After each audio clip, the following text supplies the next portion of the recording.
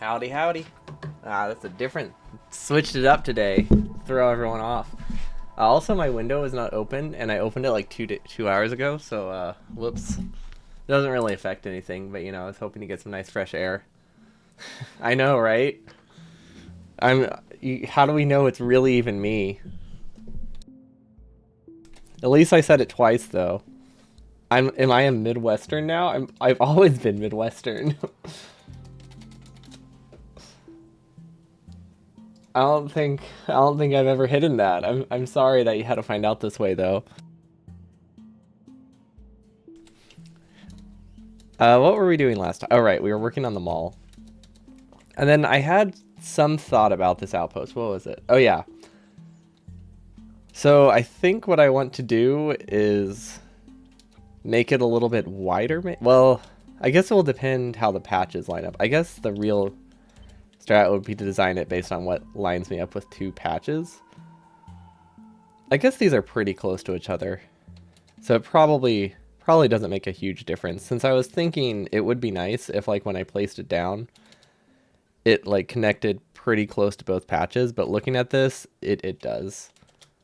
Although the real problem is that this actually doesn't. This is actually 3 patches worth of resources, not 2. Tiers, yeah, that's fair.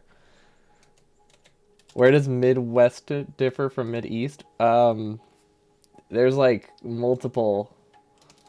There's like an ocean between the two, right? Mid-East isn't a region we have here.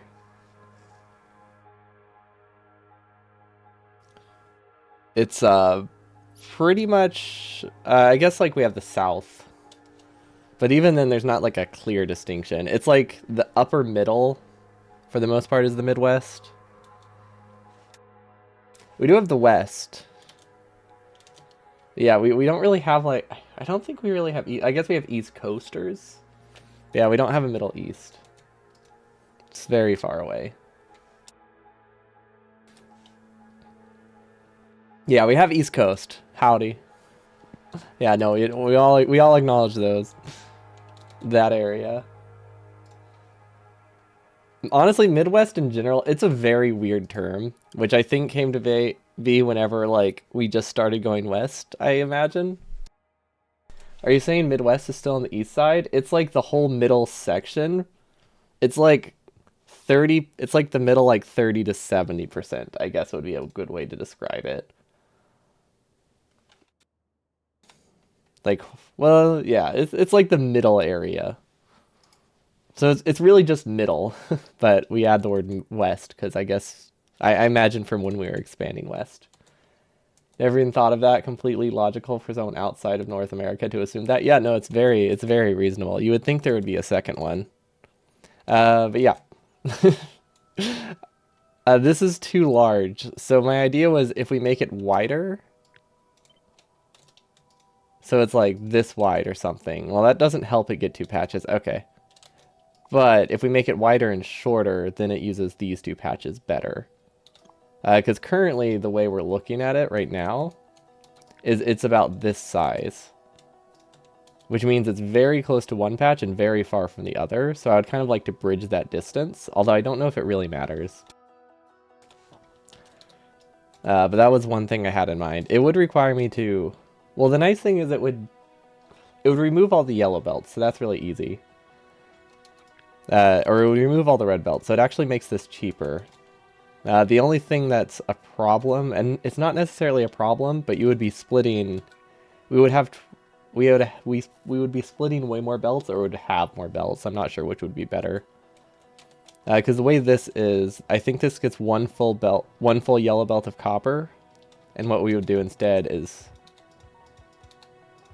Okay, actually, that's not a problem at all. Okay, so yeah, probably would be a good idea to have it and make it twice as long. I think that's a better form factor for building. You have learned not to expect logic when it comes to naming. Yeah, I feel like there maybe was some when it was like... I feel like there's always some logic when it was something first is designed, and then it just fades away. Like, it's logical for one specific person, or like one very situational thing, and then then there's no logic anymore, and it all just seems meaningless and arbitrary. But I don't know, if does it count as logic if it doesn't transcend to multiple people? Also, what is this? Why do I have this belt there? Why do I have that belt there? That literally does nothing. Huh. What was my idea here? What did I think these were supposed to be? I have no idea.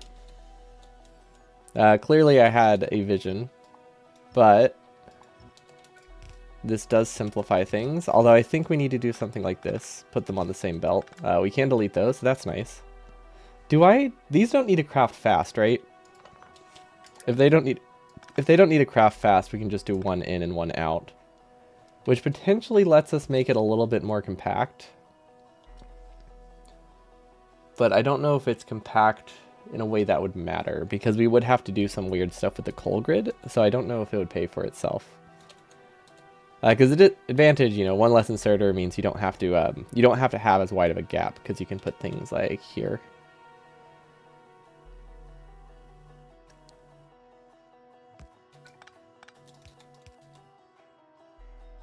Downside is it would need an entirely separate coal grid though, and I don't know if that's worth it.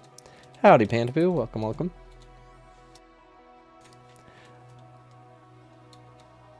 Also, is there a better way? I don't like how this goes up a tile. I feel like there has to be a better way to sideload. I could possibly go around, but that would require a red belt, so that's not a great option. You know what, let's see what's on the other side. There's a good chance that the other side can just have an underground, and that would fix everything, because an underground, and then this wouldn't take up extra space. What else do we need for outposts? Okay, so we have these two. We have these two, those are done. I mean, I know I can just look down, but having them like one section helps. Ooh, engines are going to be tough. Engines are going to be really tough.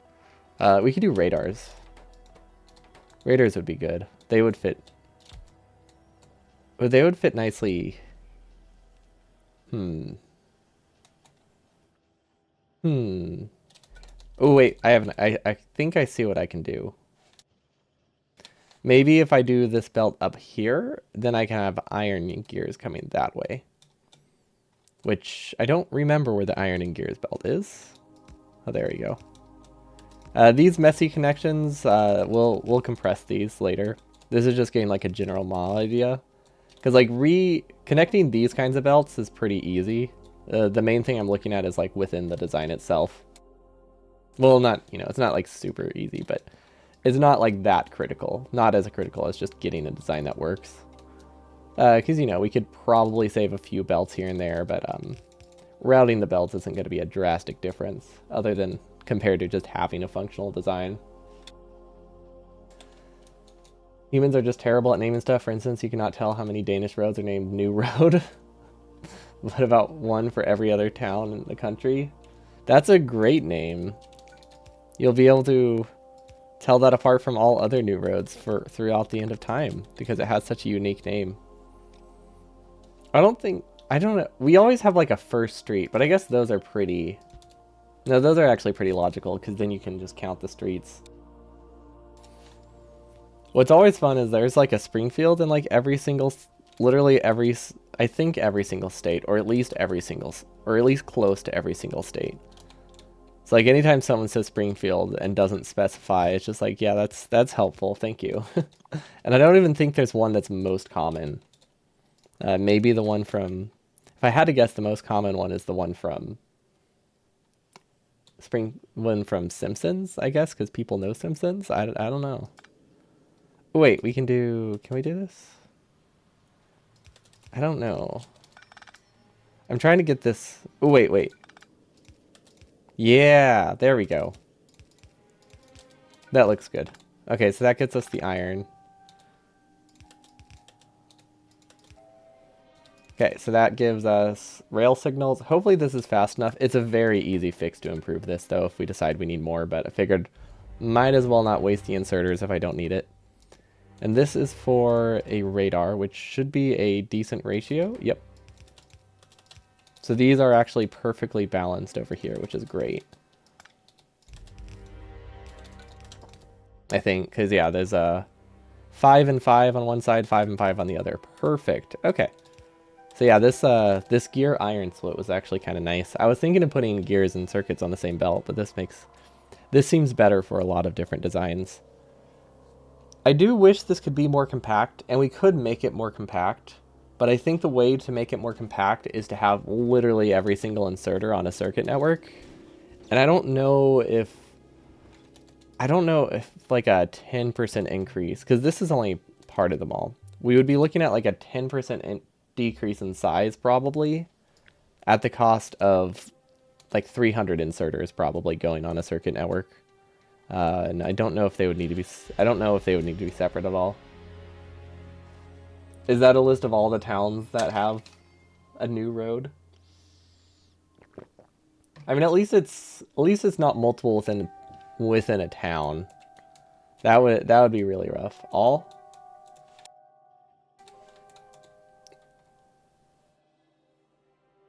Oh yeah. Sorry, not. You're right. Yeah, not all of them. No, it's every single one. We're gonna be here a while. Just wait until you list. It's just a list. Tice lists every single city in Denmark.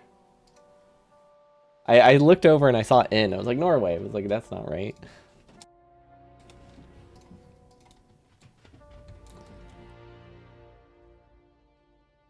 That was one yellow inserter of a 100% run worth of names. I just wait until he lists like, well, let's see, what's the rate? 30,000 more, right? That we're halfway there. That's the right ratio. Okay, so this doesn't have an output. We could output on the side. This is fairly safe. Wait. But I don't think it works, does it? No, it works. Okay. Yeah, okay, so we can output on the side. I believe this is considered safe, since these will be ghosts. So that helps a little bit. You think Norway has new roads too? I'm just saying that one because I don't think I could pronounce that.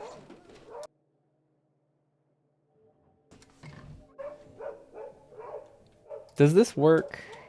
I don't know if this is a good idea. It depends what I do with this radar. Because this kind of, having this design basically just eliminates this entire square from being used, which I don't love. Also, because this is built by bots, I'm realizing I don't have to sacrifice. This didn't work. Why did, well, what did I have in mind here?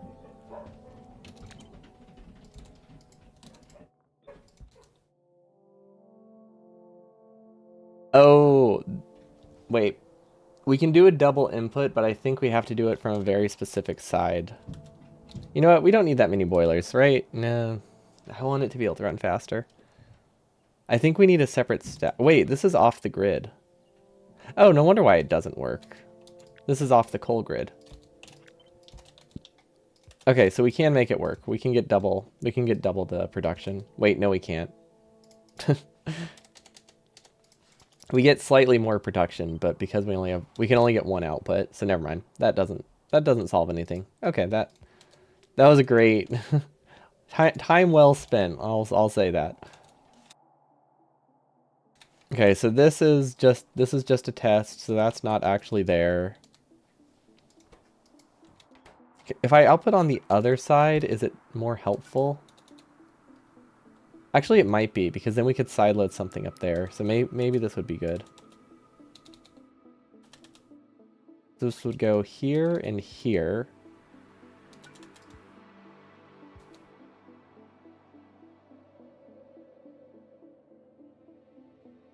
The iron doesn't like to connect that way, so maybe this doesn't work. Well, let's ignore it for now, because this really does not matter that much. Delete it. We'll just put a belt. Oh, we'll put a chest here. We can put a belt later. I'm not really sure if these are going to be the ones connecting to the radar. So let's mark that one as done. Okay, so conveyors are tricky because they have a lot of output speed, which is unfortunate, but they also are a 1-to-1 ratio of input and output. So we can't really make it, we can make it run full speed, but I don't know if we really need to, because we can do 2 in, 1 out. We'll have stack size 2, so this runs at about 80% speed, which is reasonable. To make it run at full speed, we need a second input, but we also need another output. And that's the part I don't like, doing the other output. Since that would have to look something like this. And this is unfortunate. Unfortunate to say the least. Oh, does that drive an important message? Okay. I mean, it does work though, right? And then over here, we would have more inputs, but this would need gears and iron. Okay, never mind, that doesn't work. It would need gears and iron for it to actually help, right? Well, no, it would actually... If we just do the far side, it would potentially fix itself. So this is going to take the far side. This is going to take the close side. So this kind of works. Yeah, we want it to have the far side, right?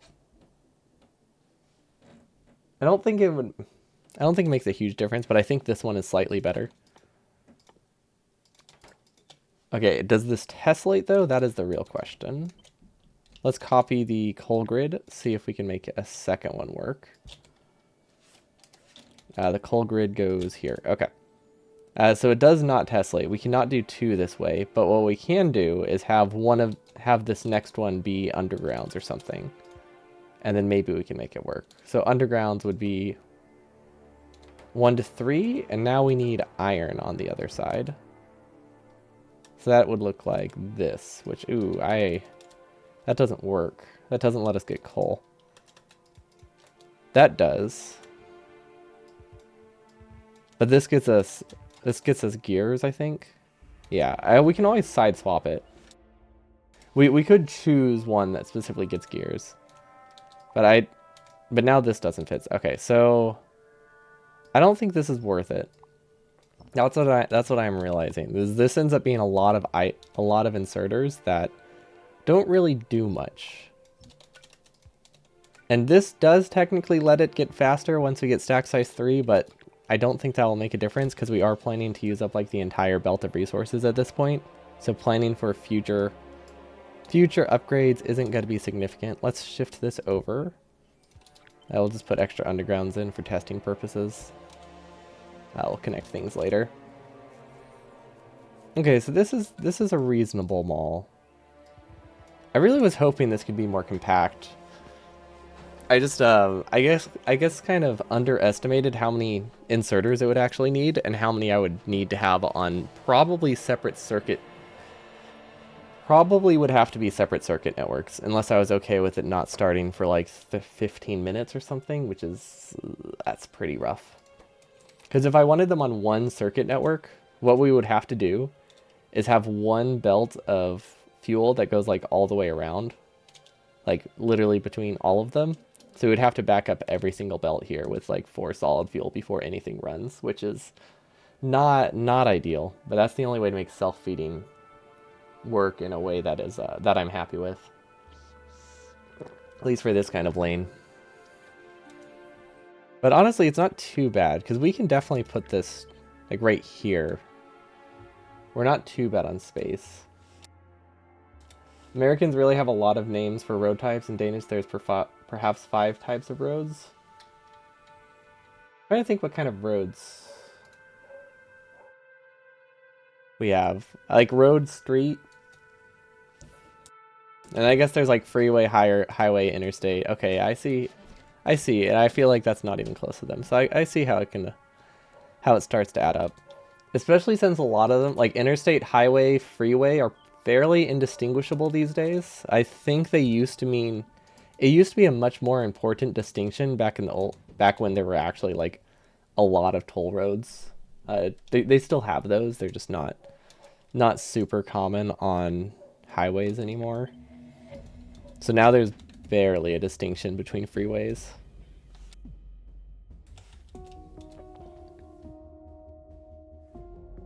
And then a lot of people just don't agree what interstate means as well, just locally. So that's fun. I mean, everybody like knows what you mean when you refer to something, because it's usually just like, hey, this is the one big road that's next to us, but there's not as clear of a distinction that as I would like. Okay, so I think space-wise this works. Yeah, this is all right. If we could shift it, we could actually use this belt. What this is making me want to do is try to get these on a separate belt instead. But that's only saving one tile, so it probably doesn't matter. Also, it looks like we'll have a lot of opportunity to save undergrounds later, which is great. Like right here, this would be worthwhile. That's trading 5 actions for 2 actions, and it's only slightly more expensive, I think. What is that, 17 iron? Yeah, 17.5 iron versus... What is that, 9? 7.5? Okay, so it's like twice the price, but that's not too bad for half the entities, which this does matter at that point. We won't be able to save any entities here. I mean, we can, but like, is that really worth it? Probably not. Okay, so we need belts. This needs to be in-capped. We're still in map view. Okay, we do that a lot. Okay, and then underground belts. We can put underground belts on this belt. We have a couple options. Depends how fast I need to build them. Will I be using undergrounds a lot in our outposts? Oh my gosh, I just remembered what our outposts look like. The answer is a very, very strong yes. Where is it? This thing. Okay, so this is what we're planning to build. We need more undergrounds than we have regular belts. Okay. Yeah, that makes sense. So that is... Okay, maybe not more, but he is pretty darn close. That means we need this to run basically full speed. Cool. Wait, can I just take these? Is there any way for me to get these over here? Because, like, I wanted these to be for the main base. And they will be for the main base, but there isn't a good way to get these to our mining train. Which is a bit non-ideal. We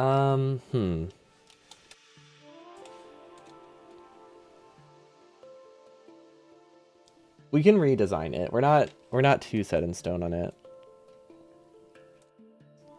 What did their outposts look like? I wonder why they don't have that much underground production here. I wonder what the ratio is. Because that's where all of them come from, right? Like, they don't have a way to get... Yeah, this entire train is fed by this. I wonder why there's a gap here. Oh, maybe to make sure it doesn't start early. They have to manually start it by clicking that. Okay, that's probably it. Whoa, that's cool. I don't know. I know that's just basic circuit logic, but still. Like, I forgot you can put that many conditions in a single train to make sure it automates. But yeah, we should be able to get this many inserters. I was thinking about the train, and with our new design, we will be able to make a more compact train and get like 12 belts here, which will be great. Because now we're putting the furnaces in a different spot, or these inserters in a different spot. Wait, these don't get sent to the base? Wait, these get sent to the base. What the heck? Interesting, interesting. What are the chain signals used for? Oh, are the chain signals just for the main base? The chain signals are probably just for, like, at the main. Because I am thinking about my outpost. I don't think we use a chain signal, do we? No, we do. Our design uses a chain signal. We could do something to not use a chain signal, but I don't think we have to worry about it. So that would mean... That means we do need it on the train. It's really not a big deal. But yeah, how is this enough? Okay, yeah, their mining outposts are way cheaper. I'm looking at it, and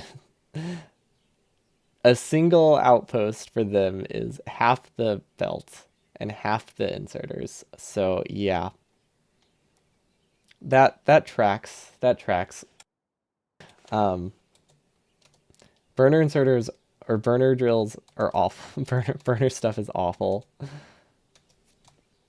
Fortunately, we're expanding slower, but yeah, we need to utilize all this iron.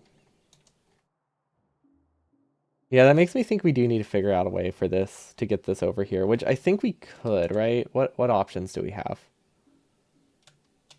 If we add a single tile, we can add an output from these top ones that go up. That could work. So we could supplement it from here. Chain signals are good. Yeah, they seem pretty useful. And there's not really a reason for me to not have them, like, on the train. It's not going to simplify. That's like, what, like a 10 belt saving or something? That's not gonna matter. So I might as well put them on there, rather than try to figure out how to not use chain signals for pretty much no real reason. I am realizing, though, we definitely will not need 5. I think we can make do with 3 because of how short the track will be. We'll see about that. You can always have 2 to 3 train stops for the outposting train. Yeah, that too. We can have that.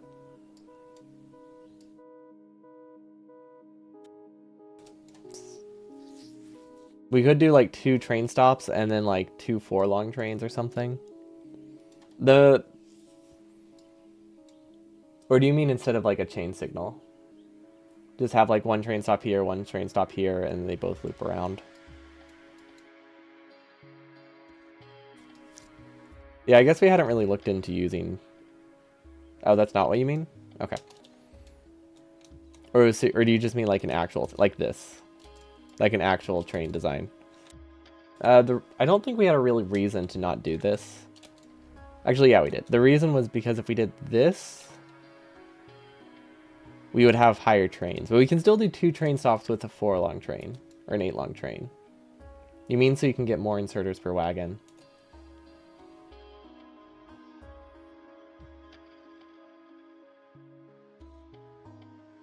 How would that work?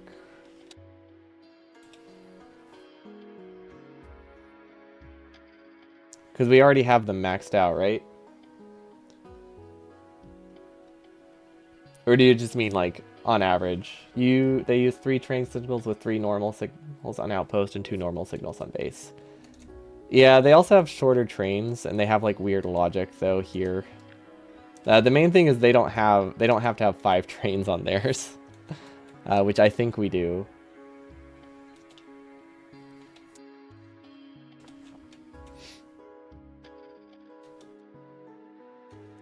Which is why we have more signals for ours. Just so we can have more waiting areas. The outposting train... Oh, you're talking about that one. Yeah, we can do 2 train stops. We can also just do a 2... we already have it as double the length. I was just worried we had to make it like triple length. But yeah, I'm not super worried about the train being too bad.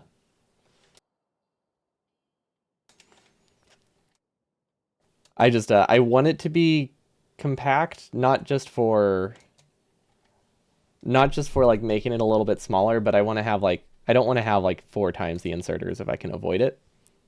So I'm trying to make those ones self-feeding. What am I looking for? All right, over here. Okay. I really feel like we need to be able to get this iron to the train stop.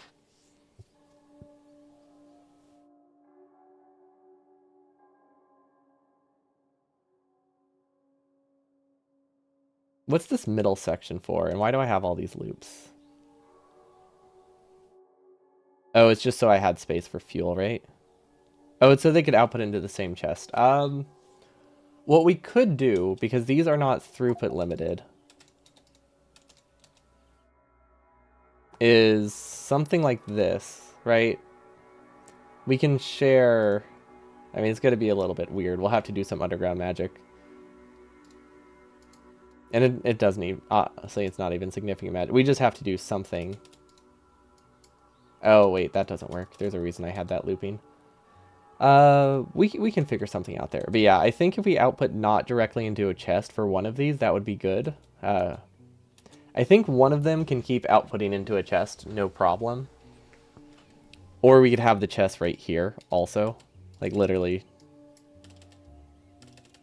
right here would work. And that gives us 2 chests. Should have enough throughput, right? Yeah, there's no way these are throughput limited. These craft over 1 second. Oh wait, but it crafts 2 at a time. Wait, is it throughput limited?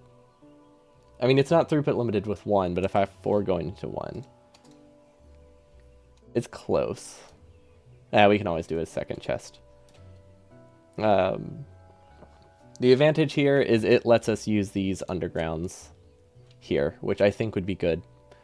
Because we need a lot. Oh, pretty much all of our resources are iron and undergrounds. So I would like to use them for the train.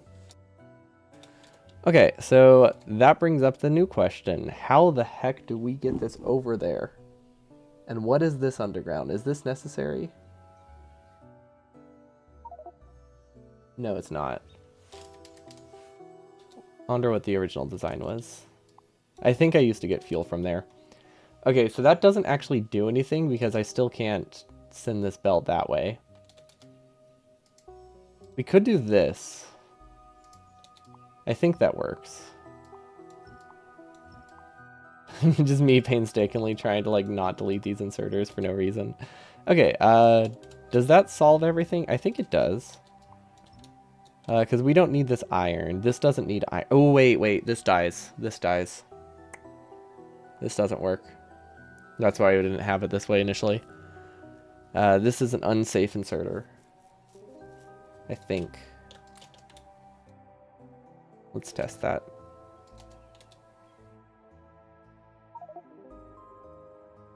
How do we test that?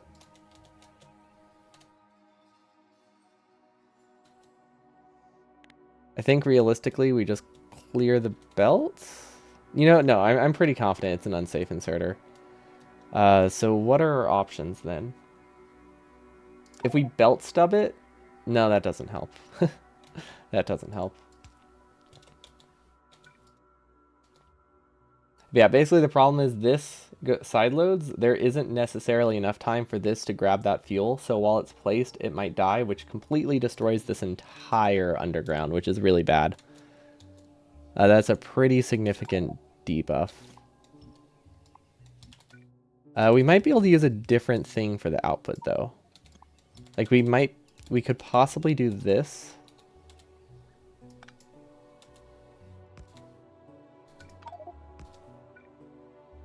Not exactly like that, but we could possibly output from this side. That would be good. Or that could work. We could do belt weaving. I don't really want to do belt weaving, but that is possibly an option if we don't have any other... If I don't have any other ideas. We can do a belt weave here. Though I am worried. I don't really want to do belt weaving this early because we don't have undergrounds automated quite yet. So I would have to manually build a few red undergrounds. Or have them in our original mall. I guess we could make that work. Because I'm thinking there's...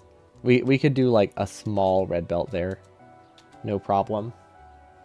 Okay, this has coal, this has coal. What about this? If we can switch what side iron goes on here, this could work. Like this could be there.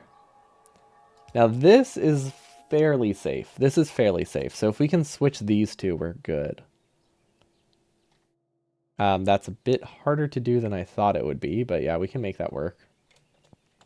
Okay, so fuel needs to be on the other side.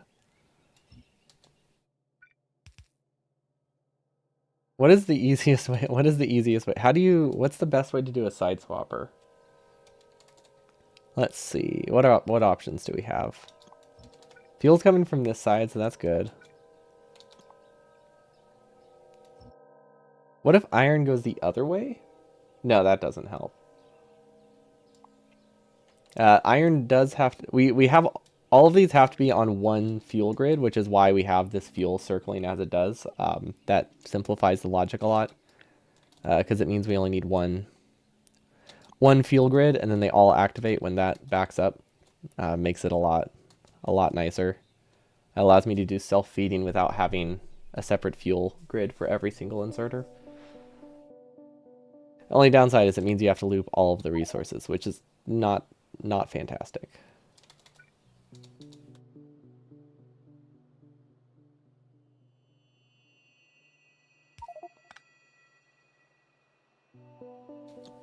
Does this work? No, that is literally what we just had. That was our original thing, and it didn't work. Oh,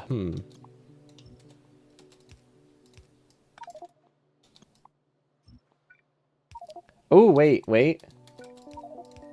This works. It's weird. No, it doesn't. This is also unsafe. But this works. Or this works. Hold on. That doesn't look like it works because it's messy. Hold on. There we go. Let's clean it up. Okay, I think this does it. We have to rotate one of them, but it should be fine. Okay. I think that does what I need. Oh wait, now fuel doesn't get over there at all. Never mind, this literally does nothing.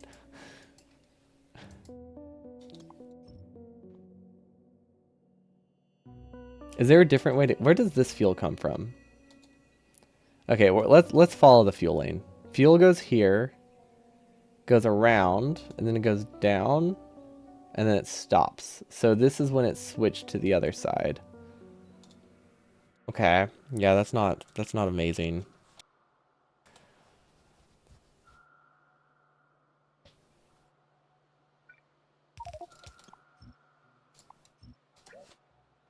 Okay, maybe we just route fuel from the other side. Maybe that's the strat. Like, if fuel comes from over here, I think it just takes everything and just rotates it though. So it probably doesn't simplify things. It's not fast forwarded, right? Yeah. We could also do this. Like, we could probably just output from two different sides. Like, that's not an option. I just didn't want to have to do it. But yeah, we can output from two different sides, and I think that works fine.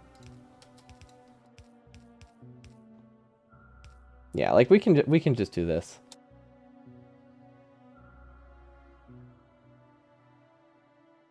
Sorry about that. Really, I had to sneeze. I mean, I don't know. I think it was just like awkward silence for like 10 seconds, but I mean, I didn't mute the mic, so I don't know why I said sorry. Yeah, this is fine. We just need to remember what the original design looked like.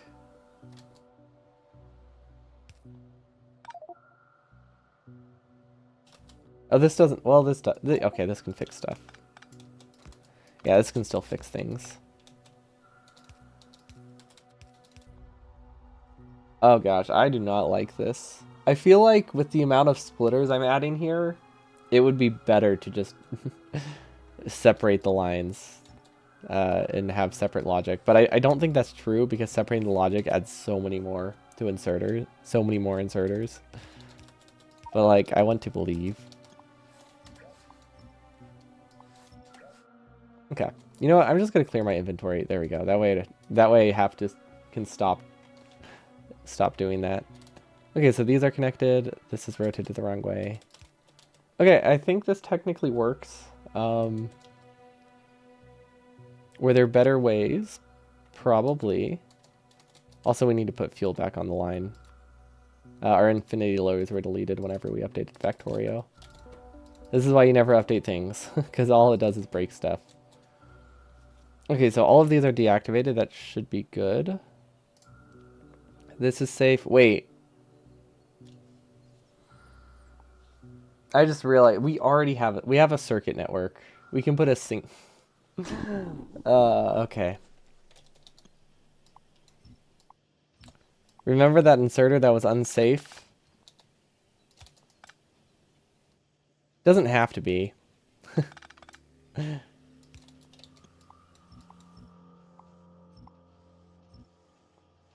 We can just do this. It's very simple. We take a wire. Actually, we're going to put wires. There we go. Exactly. As a software developer, you advocate for updating stuff? Yeah, okay. I guess there is reasons to update stuff. But like, why does it always break things? Also, why did these stop working?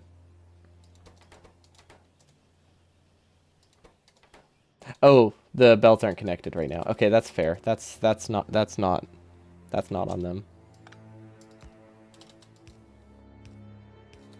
That doesn't work. I mean, it does work. It doesn't work safely. So there's no reason to do this. The snake is better here. There we go. This is safe. Other option is to filter it at the end and send it back. Due to poor testing quality assurance. Yeah, fair. I want you to update things because I broke stuff. I like it. Okay, this is a problem. None of these should be activated.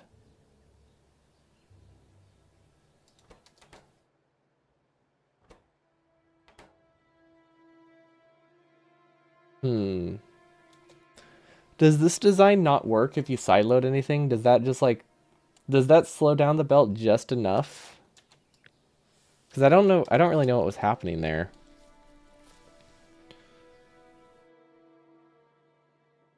Maybe that's an unrealistic scenario. Maybe if we assume we don't have an entire belt going in, that doesn't happen. I think we can probably make that assumption.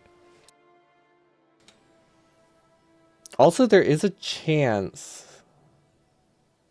there is a chance that maybe it can back up before everything else is placed. I'm trying to watch the fuel right now. Because if this backs up before fuel is saturating the entire line, that could be a problem. I don't know if that would happen. I'm just worried, like, because of how inconsistent they're grabbed, it might cause issues. We've never done this many separate rows on a single belt check. So I'm worried. It seems to be good so far. The only ones that are working are the ones that aren't supposed to be working. That's good. Yeah, I don't know why it was working then.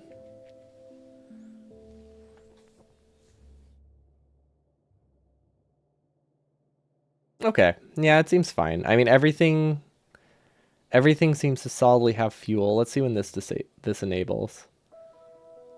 Okay. No, yeah, it should be fine. And now this is safe again. At least safe enough. Because this runs so infrequently. It just needs to be backed up a little bit. But yeah, but that's the thing. I see these guys activate. And these don't move fast enough. Are we supposed to have a prio here? Are we supposed to be prioritizing from this side? Is that what's broken with these? No, because then those would never back up. No, we're supposed to prioritize from the new stuff. I don't know, I feel like every time they activate, they should briefly deactivate. Because they clear the belt. And I feel like if they clear the belt, things are supposed to not work. Also, this didn't get fuel. Whoops. Okay. Honestly, it doesn't really matter how these connect.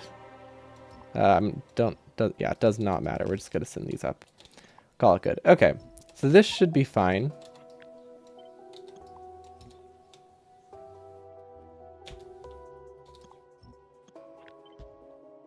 Now we have transport belts buffered up here. Maybe add uranium fuel to the filters. It is in the filter.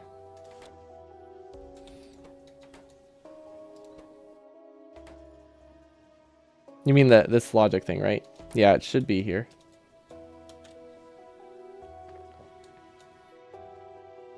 Actually, doesn't need anything? Your personal filters. Oh.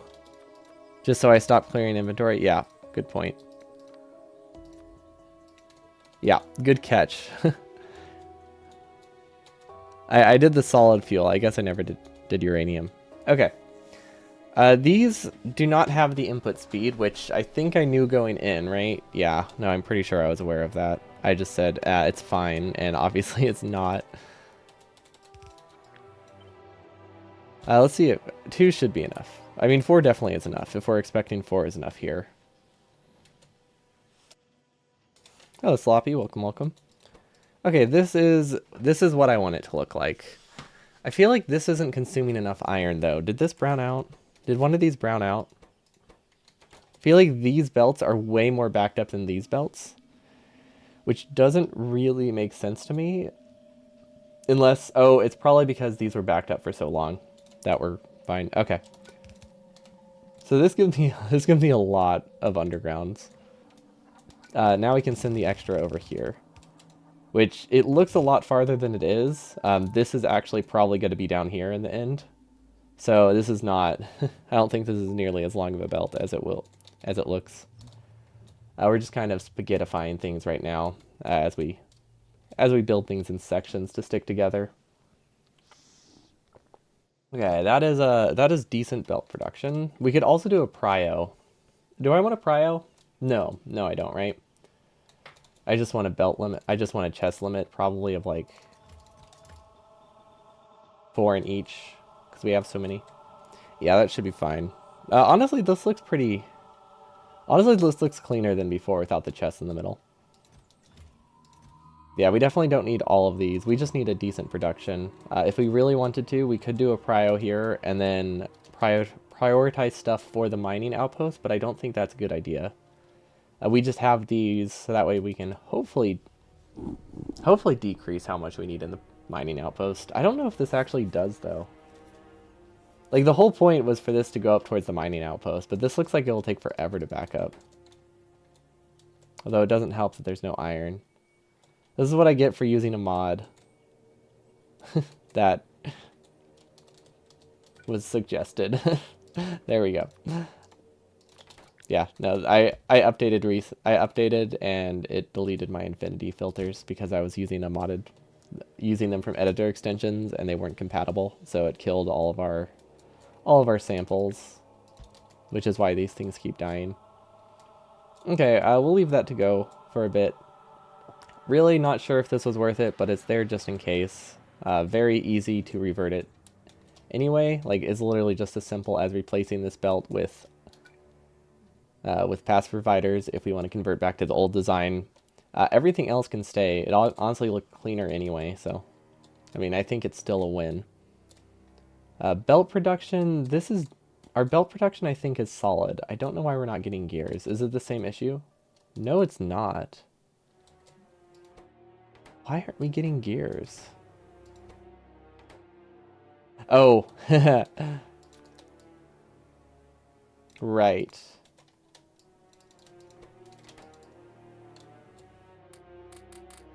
Actually, that doesn't quite explain it. Yeah, it does. Okay. These are supposed to be on logic. We haven't done the logic yet because I wasn't sure if I wanted to design it this way, so we haven't set it up. But yeah, these will be on some sort of logic. Okay, what else do we need? Splitters. Ooh, splitters and red splitters. These are tricky, right? Well, actually, no. Splitters are really easy. Splitters are really easy. Wait. No, that's hype because these. This is here. Belts are here. I wonder if I can mirror this. I feel like I should mirror the output. Let's move this testing for now. We don't need it anymore. We'll just do that as testing. Copy this. Just place it here. Honestly, it doesn't really matter. This is just to keep them running. Not sure where we're going to put the buffer chest here. It'll probably be somewhere around here, though. We're just probably going to have a splitter for it instead. To prio things. Because what I would like is for splitters to be here. And possibly belts to be here, too. Wait, why are belts over there? Is there any real reason for belts to be over here? I don't think there is. I think mirroring this entire top would be good. Because we have, like, this space to work with. Can I put the belts there? That's the real question. I think we can stagger this. Yeah, we can stagger this. Okay, so belts fit here. very nicely. They grab from the same lane, that's good. This is the tricky part. Now we have to do... Belt weaving isn't the right word. It doesn't work, though.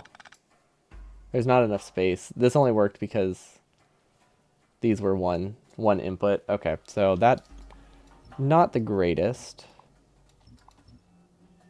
Okay, you know, we'll just do it. We'll just split the belt. It doesn't matter. We can send this belt up. It's not a problem. Belts are pretty cheap at this point. It doesn't increase our size that much. Because we need belt input and we need iron input here. We actually don't need a ton of splitters, so that's nice. That's very nice.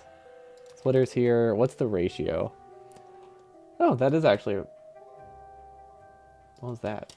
I don't know. I feel like my screen just updated and it felt like I was flashed by something, but I don't see any text. I just imagine like text popped up on the left, but like a console command, but I don't know. Think I'm imagining things. Okay, let's put this here. Oh no. I didn't realize it was that easy to replace a filtered item. Now I'm really scared if we click on these blueprint books. Although fortunately we don't have that many blueprints because these are blueprints, so it's not too concerning. Yeah, I guess those can just end there. Actually, wait, I'm looking at this now.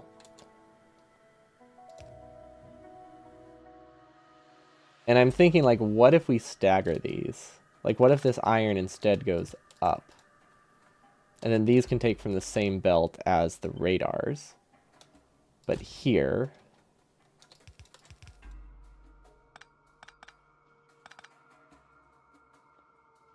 something like that. And then these can make their way wherever. Does this have a benefit? Or is there a better way to do this? Probably no. Well, yes, there's a benefit, and yes, there's a better way to do this. So double yes.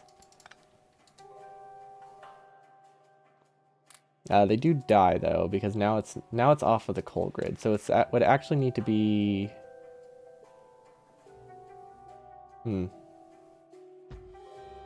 Doesn't really work. Does not work like I was hoping it would. Also, do I need splitters? Wait, I don't need splitters. I need red splitters. If I need red splitters, what do those take? Also gears. Okay, so never mind. We're barking up the wrong tree here. That's not what we want our design to look like anyway. Those should be direct fed. Because if I had to guess, these aren't going in a chest. Some of them are being sent to the... Ooh. Wait, some are being sent to the outpost. That's not necessarily a problem, though. We can do both. But I think we wanted red. I think I was saying I wanted... I think I was saying I wanted these to be undergrounds. Yeah, because that's why we got sidetracked by the undergrounds. I remember now. That's literally what that entire adventure was about. Me trying to figure out if I could avoid using undergrounds. Okay, so this can get iron from two sides if we really want to. That does increase the speed by 50-ish, not quite 50%, like 30%. Because we could do iron and conveyors up top, or we can just accept that it doesn't run full speed, which is probably fine. Maybe. This runs incredibly slowly. It might not be fine. Like, how fast does this run? Is there a good rate calculator for that? I don't think there is. I think that's what we were trying to find. A rate calculator that can calculate it based on my inserter count. It gives you the amount of burner inserters you need, but that's not that useful because I know we don't have enough.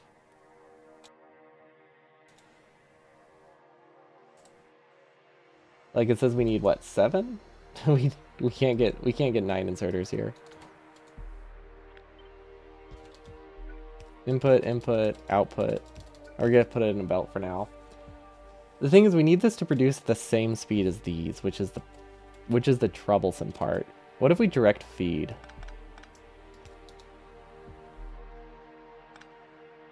I can direct feed, right?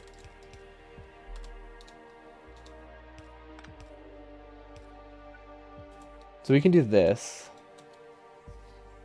That does simplify things a little bit, because that lets us get... That lets us get slightly more output here. No, not really, but it might help us get more output. But we can also put iron on this belt now. Yeah, this doesn't change anything, does it? No. This literally does nothing. I mean, it's simple. It reduces how much is on the belt, but I don't think that's helpful. So yeah, there's no reason to do that. If the ratio was different, if it needed more belt than it needed iron, it could work, but yeah, it's not fantastic. Okay, so this does not produce a lot. I don't think this is nearly enough for what we need. Which means we just need another, which is fine. Kind of hoping to avoid making another, but, you know, win some, you lose some. This can also just go in a chest for testing purposes. Delete those. Make this an underground. We need more fuel, though. Does that work? Yeah, that works totally fine. Okay, throughput-wise, this is better. I mean, this is double, right? We could do the iron thing again. It's a bit tricky to fit into here, but we can put iron on this belt, right? Well, not without an extra tile. Because if we could get iron on this instead of stone instead, we're looking at getting extra inserters here, which might work. They also might not do anything. That's a gamble. And I don't think the gamble is worth designing around, actually. Because if we can't guarantee it works, there's literally no reason to do it. We might as well just not design it in the first place. So these work fine. This works fine. This gives me...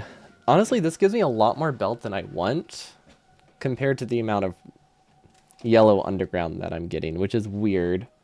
But these are used for splitters too, so maybe that's fine. Because we haven't done the red undergrounds yet. We also haven't done splitters, so those will use a little bit of the belt, but realistically we just need more. I think we just need more consumption there. What else? What space do we have to work with? Okay, we can probably still do one row on top, no problem. But after that, we just need to start making it wider. Because I want to keep it to like a little square that fits in right here. To like minimize the gaps. Although there's also these gaps here, so maybe this is as tall as it should. Actually, yeah, this is as tall as it should be. So we can't add another row on top, but we can make it longer this way with no problem at all. So now we need splitters, and we have confirmed multiple times they don't require gears. However, they do require... they don't require gears, but they do require us to have gears for the red inserters, so I mean they basically require gears.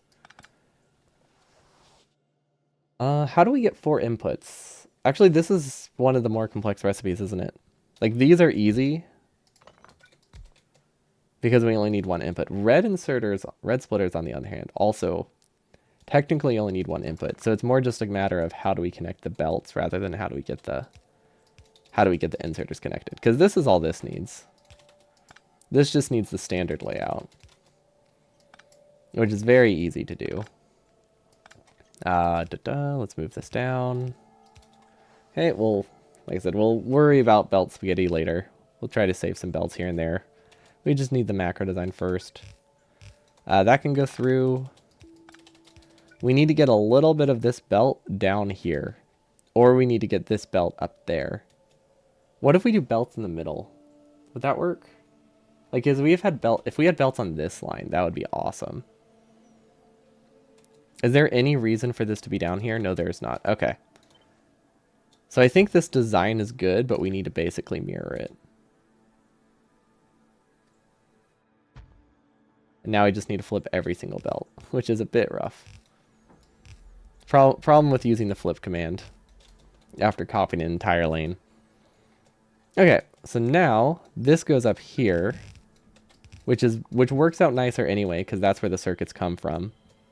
Because those will be coming from this top section. Actually, everything comes from the top, so it doesn't really make a difference. Okay, and now this iron connects here. No, here. Maybe?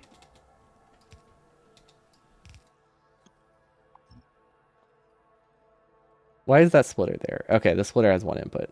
We just didn't delete that belt yet. Okay. Okay, so benefit of doing it this way is now we have... I don't remember. What was the benefit? Was there one? I feel like it doesn't look like it's saved anything. Because the main issue is we need circuits and gears to be on the same belt. We can do that with a splitter fairly easily. But yeah, what did that solve? Oh, I wanted to also mirror the iron. That's what it solves. Okay. There we go. That's why it wasn't looking right. I wanted the iron to be split as well, which means once again, flip all of these. Flip them all, flip them all. Wow, we broke so much with that. Yay, smart belt. Thank you. Thank you for being so useful. I mean, it is more helpful than it is harmful, but it definitely breaks a lot sometimes. Okay. There we go. That's what I wanted. So now it's really easy to get gears and splitters over here. Okay, cool. Or gears and belts over here. Because now we can do this. Perfect. Nothing's grabbing from the splitter. Good. That is exactly what I wanted. No idea what to do with the splitter, but we have it if we need it. I feel like these should probably go directly onto this belt. These can just go out here. Okay, now how do we do red belts and how do we do red undergrounds? These are the questions I want to solve. Don't know why these aren't running. Oh, one was missing an output, one's missing an input, so neither of them can run at all. Okay, that makes sense. Okay, so this has yellow belt. Okay, this is all the yellow belt stuff I need. That's good. Okay, so we need gears and we need splitters and we need circuits. I suppose you can't use Logibots, especially not by this point. Definitely not by this point. We barely have blue science by this point. This is like right after the bot phase. And then I think by the time that I would use them, they are not quite worth it.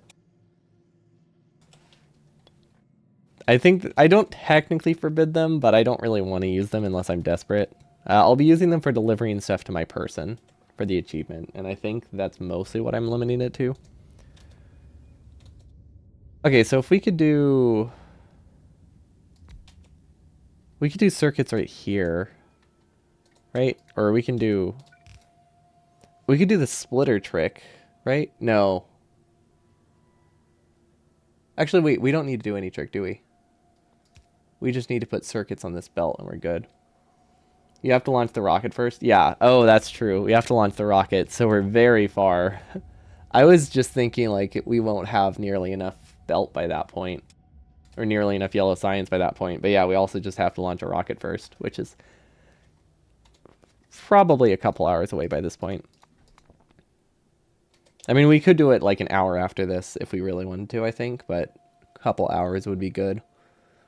Give me time to scale up rather than just focus on launches. But this was my idea here. But this doesn't really give us a spot to output, so it's not a great idea. Yeah, this didn't really work. Basically, we just need to get rid of this iron and replace it with circuits. Which, should I just use a splitter for that? I feel like I should just use a splitter for that. Because we need an input here and we need an output here. So it actually looks something like this. This gives us red belt, red splitters. We can either do this, or we can just have circuits come from somewhere else. Because they are right here. They could technically just go anywhere. There's a fuel belt here, I believe.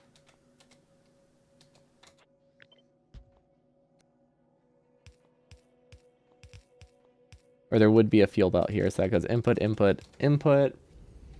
Is there anything else that uses gears after this point? Oh, we need splitters. Or we need red undergrounds. Oh, gosh.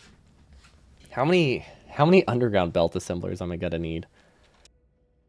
Actually, wait. That makes me think that these should go on a different belt, so I can output more easily. I completely forgot about red underground belt. We need a decent amount of that. Not a ton, but we need like 2 assemblers just because of input speed bottlenecks. Although realistically, these are going to take up a good chunk of the lane. Not sure how much headroom we have left. I will have to do those estimates later. Well, once it's actually running, because we also don't need everything to run all the time. We need it to run kind of in bursts. Although we'll need to be careful about our buffers if we do that. Okay, what are our options? This is looking a lot messier than I wanted it to look. Should I just unfold it, try to like make it use lightly more space? Well, we have a dedicated red belt build. This is specifically for red undergrounds, which we don't need a ton of right now. For red undergrounds, we only need like 20 or so per outpost. Red belt itself, we have like 3 lanes going into red belt. So yeah, we do have a dedicated red belt build. Which that does, actually, you know, that you bring up. I guess we do need red belt here too, don't we? I guess their design doesn't have to use red belt on the outpost because their outposts are so much better. Wait, do we have to use red belt? How much red belt do we really need?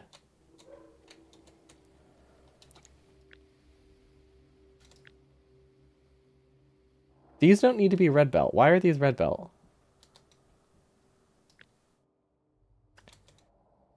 I'll have 3 mining productivity at this point, right? No, mining productivity. No, I have 2 mining productivity, which means, okay, this is technically more than a belt. But can I use red belt here? Wait. I guess we could just accept that we don't do a full 4 belts. Maybe we just accept we don't do a full 4 belts and then we're happy and everything's good. How many rows is this? 8. Oh. You know, if it's already 8 rows, I think we'll be fine. I think we can just say we don't need red belt. At least not here. We need red belt here. I don't think we need red belt in these sections. Don't think that's going to be that useful. Because that's not even the design. Do we want red belt here? I think we want red belt here. Okay, so this makes me think.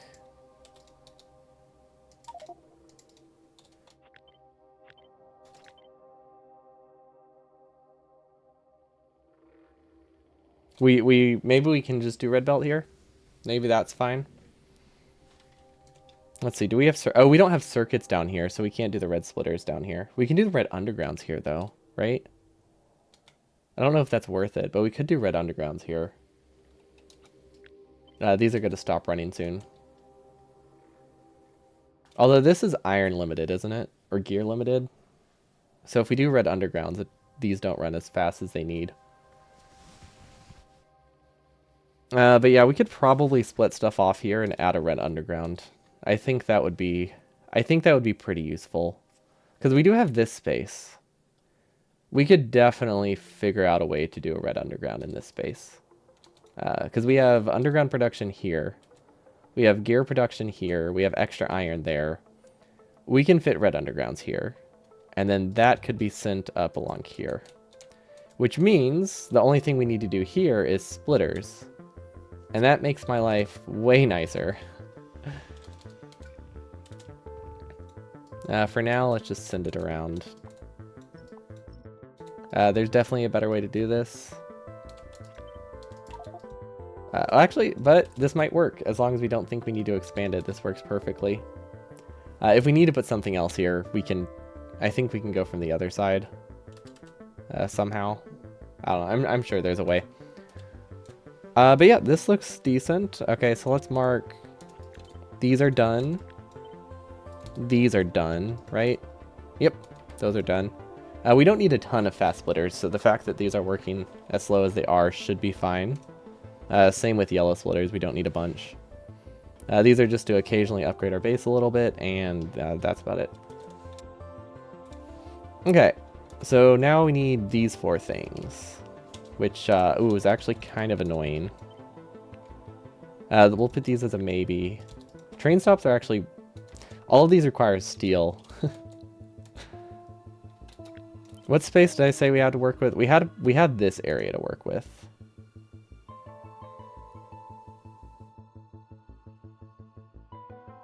What we could do is this can be compressed and like folded here or down, something like that. And then we have this section to work with. That's actually a lot nicer. Let's actually cut that because I actually really like that spot. Let's design it like it's down here. Make it easier to visualize how things connect. Because that's definitely where it's going to be.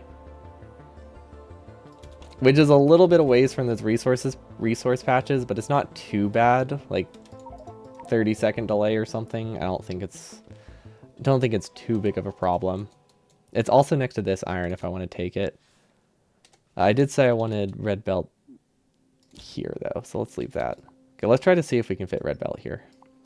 Because that would mean our building train... Ooh, our building train could go through here. That could actually work really well. Because we have the space for it. I don't actually know what's going to go here. I haven't decided. This is about the point where we're going to start running out of vertical fuel. Unless we have a ton of fuel production over here. But this is about the point where we're going to start running low on solid fuel lanes unless we have like a full distribution network over here. So I was thinking we would have another solid fuel connection going down the middle. Hence this gap. But I guess we can't really have a train and a belt going on the same gap, so it probably doesn't actually change anything. To try to utilize that space. But yeah, we can still send it down the middle part. It just doesn't really help, so we might as well just send it up here. Don't think decreasing train time is going to help a ton. It's going to be great when we spend like 3 days making sure everything's actually connected, because everything is not right now. Like, we just have like the bulk design. We're going to have to connect every single belt. That's going to be fantastic. So that's a good word for it, right? What was this design? Oh, this was another concept to reduce the amount of underground belts I needed in the starting lane, but it took so much longer to build that it's better to just hand feed. It ended up better just hand feeding a smelting lane to start with. Designing blueprints is fun, yeah. Are the first 2 letters for effed up? What's the last one?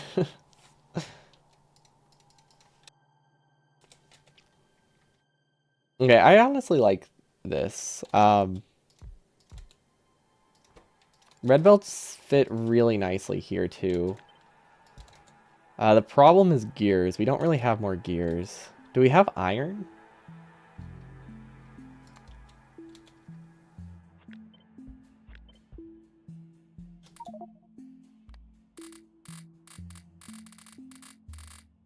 I don't know if we have spare iron. Let's test.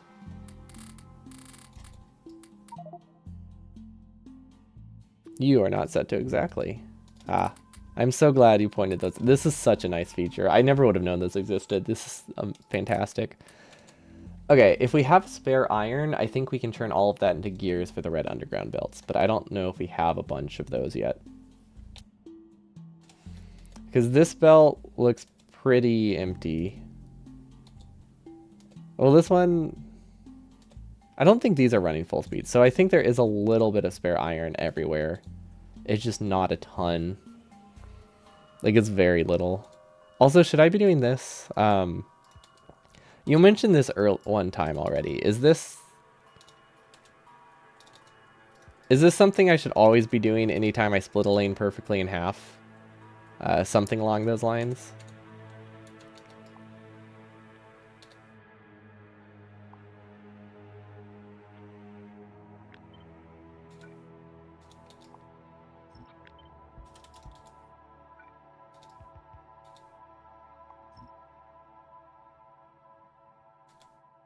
I guess it doesn't really work. Well, does it?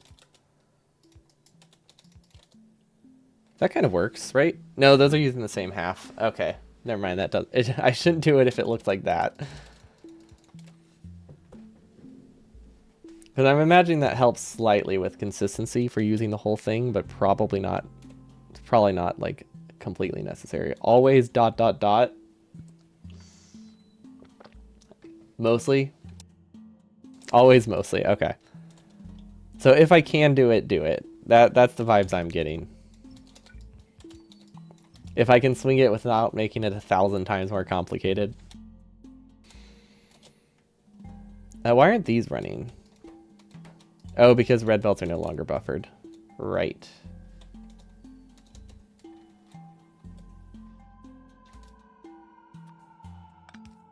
We need to find a rate calculator that works for this. It's so tedious to just test things by manually. Where's a rate calculator that specifically accounts for the burners and inserters being bad? I mean, I think someone said the regular rate calculator might. We haven't tried that one since we updated. Okay, it looks like iron is actually fine.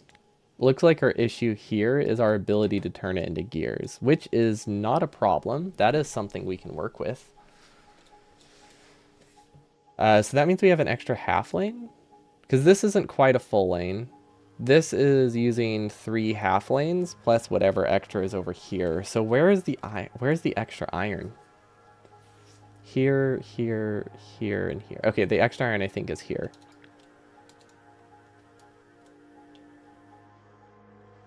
We could also just kind of extend it here. That would also work. No problem. You can also split one side as with an underground and then prio to the other side.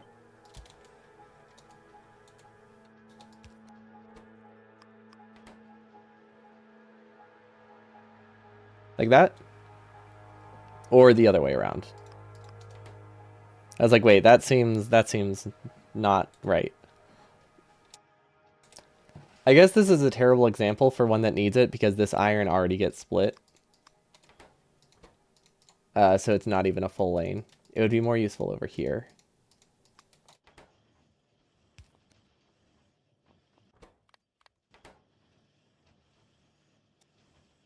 There we go. Okay, yeah, this one definitely doesn't need that. Looking at it now, it doesn't get a full lane. Okay, so we have some iron here. We can turn it into gears.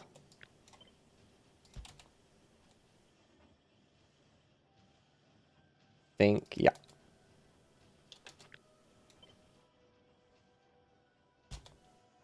Oh, I got off the pattern because I wanted it to truncate. Yeah, that's fine. We can do the gears up here. Except we need to get the gears over here. Maybe we just find some iron. Okay, this isn't using a ton of iron. Okay, so these are actually the things I should be taking the iron from. So maybe I should split it off here instead. Because I think these are... I don't like how backed up this is. I also don't like how many splitters I end up using here. It's really hard to balance 6 lanes of iron, huh?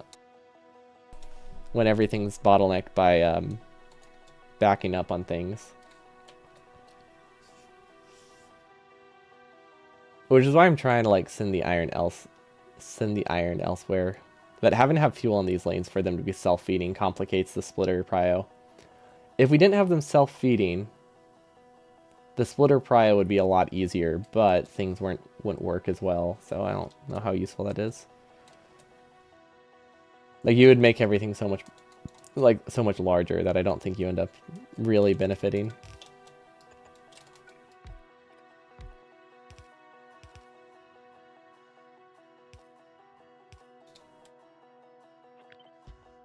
Yeah, let's assume that these work well. We can get fuel from over here. Oh, that's actually a terrible idea. Wait, that's like one of the worst designs I could have done. These are not on the same grid, which means these will not...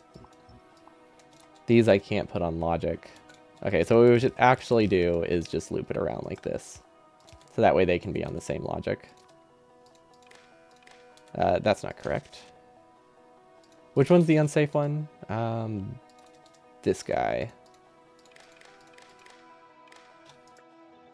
Okay.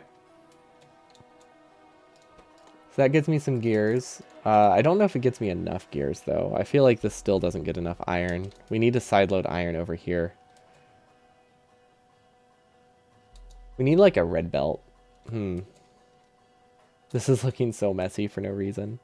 I mean, the reason is that it's burner inserters, but still, it feels overly messy. What if I just raise it a tile? Does that help? Okay, if I move this, if I shift this over to the right, then we can just have this kind of prio. Wait, this goes the wrong way. We could do this. If we had this at the entrance, send all the extra stuff up. We add like 2 tiles, but then everything ends up getting distributed where it needs to go. So we can send like a full lane of extra iron up top. I like that. These have stopped running for some reason. I'm assuming the outputs died. Yeah, the outputs died. That's fine. Okay, I think I like that. I think I like that option of just making everything 2 tiles wider. Because we have the space horizontally to work with. So it was here, so we just move it. Let's do 4 for now, and then we can shift it back if we change our mind. Okay, so what that lets us do is this. Look at that, we have a prio. We send that up. And we do the same thing here, and we send that up.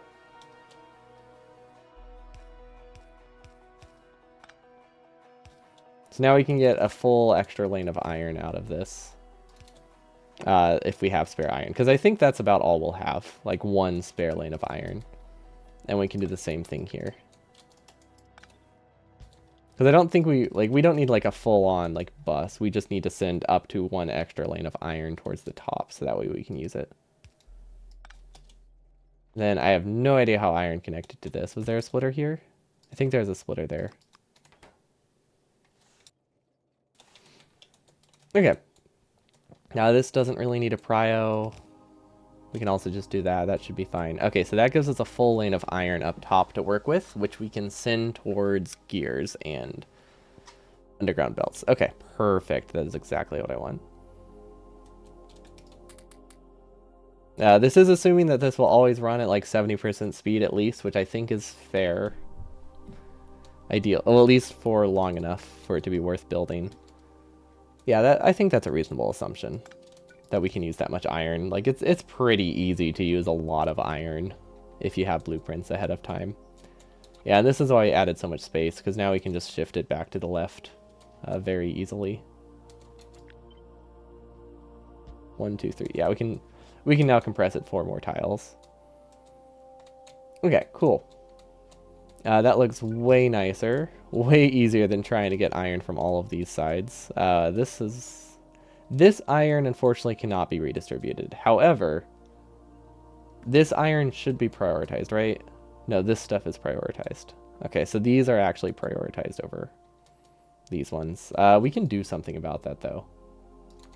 We don't need to, but we could. We could do some circuit logic if we really wanted to make it that these run more often than these. I don't think that would help. But since this iron also goes down here, these aren't going to be running quite as fully, so I think that's fine. Do we need belt in our outpost? I don't think we need belt in I don't think we need pipe in our outpost. Okay, so now the real question is, how do we use these circuit? How do we use these gears? I'm thinking there's no real... Sorry, something goes in my throat. Give me a second.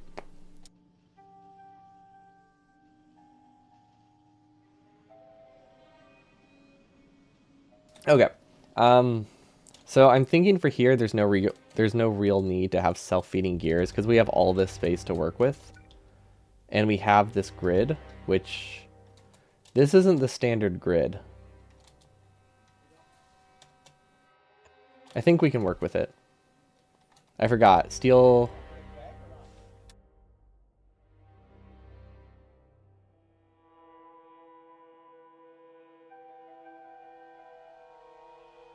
There are people talking outside. So steel is on a different grid, which means we can't use our normal design. What if we use it? We can use a different one though, right? Let's see. This would let us get one output. Yeah, that's not great. I guess we could change the fuel design. We can also make a new grid. Although at this point it's not really called a grid. It's whatever mess this is. Although our base is coming together nicely. Like, this is our starting base. This is all we have to build by hand. We've already doubled the size of our base. And these aren't blueprint. And these are blueprints. So that... I see the advantage of blueprints now. Very easy to double. Or blueprints ahead of time. Very easy to double the base size. With minimal effort. Within the run itself, obviously. Lots of effort now. There's probably a better way to do these splitters, but we'll keep those there for now. Because I think it will actually depend how I want to compress the side ones. But I do not want these to be... I don't want this to be the compact gear lane. I want this to be the safe gear lane. Just so I can use the full belt of iron without having to split it a couple times. Although we could just do a splitter here. Like, this does technically work. And since we aren't on a fuel grid, it doesn't really benefit us too much to try to make it compact, because we'll need fuel over here anyway. Let's see, can we do like a splitter setup? No, well, it can go the other way. The iron comes from the wrong side for this to be easy, which is a bit unfortunate. Like this right here, if they're self-feeding, this is decent. This gives us some gears. Of course, if they're self-feeding, we can't do the full belt. We should have a full belt. Yeah, we'll have about one belt to work with. Although, does it matter if we can't use the full belt? Maybe it doesn't matter. Because we're realistically only going to have like 3 gear assemblers here, right? And if we only have 3 gear assemblers, that makes things way nicer. 3 gear assemblers would power... I know this isn't the right ratio, but 3 gear assemblers would work with 2 underground assemblers. Because that's how many inserters I can put on this. Which is a weird way to do the ratio, but you know, that is how it works. Unless we have solid fuel here, which... Ooh, actually we could. Wait, these could also be self-feeding. Then this is the perfect ratio. So we would have this fuel going to both of those. For now, let's just connect it this way. Don't love it, but I think the idea is there. And now, we can also wrap this around to get these. Should input fast. Actually, does it input fast enough? Don't know if those input fast enough. That should be fine. And now this can just output wherever. Let's just do that for now. Actually, wait, this is better. This is better. Okay, let's see how this works, because I feel like it doesn't. But I don't know why. Oh, because I don't have the logic yet, so none of them run. Yep, that would do it. Okay. I feel like this ratio doesn't seem right. But I feel like it should be... If this has 3 outputs, this should have 3 inputs. Okay, it seems to be better now. Let's disable all of those, because for some reason these aren't working. Oh, we still haven't fixed that. Okay. Yeah, let's not be lazy. Let's actually fix our fuel lane for once. It's been broken all day. Literally all day. I'm surprised it took like 1 hour and 30 minutes to break, though. Okay, I'm assuming this doesn't have enough input now. Because if these are 3 maxed guys... Well, actually... No. Why did I think this doesn't have enough input? I was thinking if this is 3, this needs 1. When the ratio is 40 to 2. Like 20 to 1. So I could have 20 more inserters doing gears and we still would be fine. Okay, this is incredibly slow. But does it need to be fast? I'm trying to think, Do they rely on it? Do they even have red belt there? I think we're just adding that because we know we need it. I don't think we strictly need a ton. I don't even know where theirs goes. We have that cut off in our blueprint. Using barrage fire and what, command and conquer is... Oh wait, what's CQ? Conquest is OP in Total War. I do not know what CQ means, but barrage fire sounds very useful. Okay, does this go... Where does this output? Okay, these just output into a chest. And these have like 3 inserters going in. Which makes me think we probably need more. Especially since this will buffer things for the future. Good morning. Good luck with the spaghetti. Yeah, we'll need that. Okay, we do have more iron to work with, though. This doesn't use a whole belt, does it? This uses half a belt. Okay. Is there any way to get this over here without, like, having an awkward splitter? I think the answer is no. Probably no.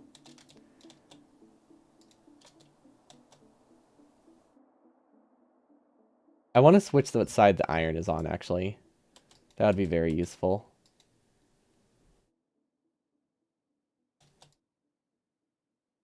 There we go. Okay. So the reason I did that is it just makes it easy to sideload things later. Is somehow firing 1k worth of arrows at a 10-meter distance is very effective? Yeah, I don't know why that would be effective. It seems pretty useless to me. To fire 1,000 arrows at someone. That sounds great. Close quarter. Oh, yeah, okay. Yeah, that does sound pretty effective. It would be better if it was like barrage fire cannons or something.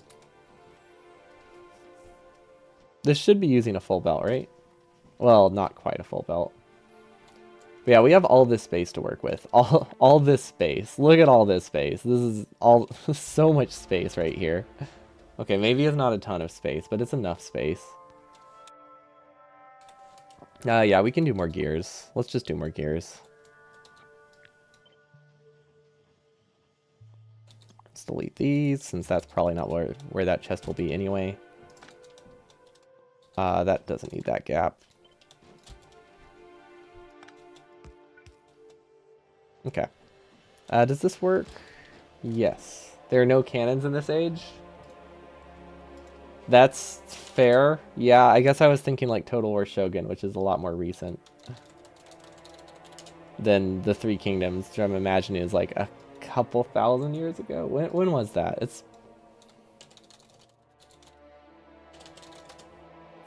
yeah, almost 2,000 years ago. Yeah, okay. That's a little bit earlier than like what, the 1600s.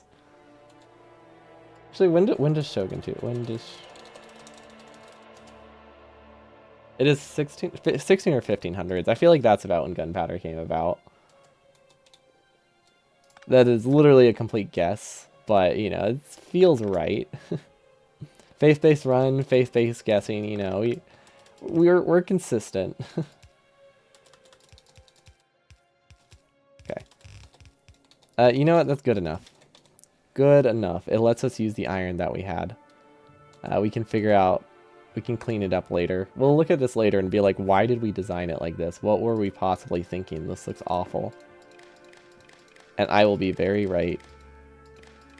Okay, I think we can save a single splitter here, right?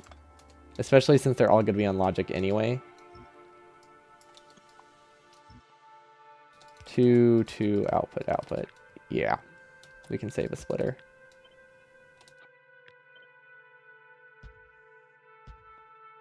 Okay.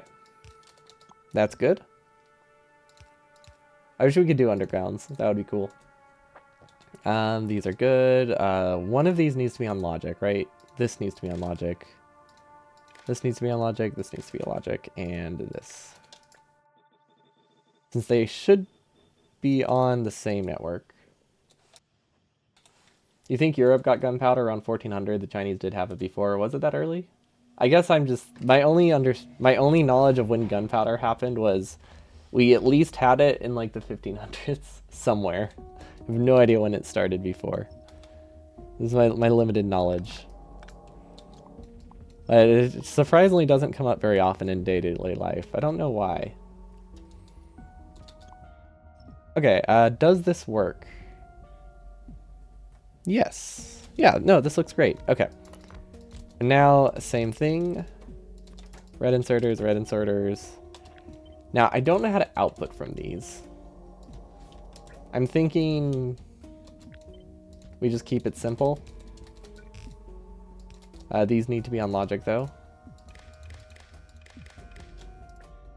Yeah, I'm very scared with how many inserters need to be on logic that this isn't worth it. From what I read, when guns were fairly common, at least in England, arrows were still fairly better. Yeah, I mean, I guess until like armor was a like completely impenetrable, and arrows are still really nice and really fast and really easy to train. Lots of advantages. You can see how it would be popularized immediately. Yeah, we really need to do UPS tests on circuit stuff like this. Because, like, my thinking is that we don't have that many inserters that are going to be on this type of circuitry. Or we don't have this many inserters that will be on this circuitry. But I say that, but now we're up to like 300 or 400 on this circuit network. Probably throughout the run, which just seems like a lot.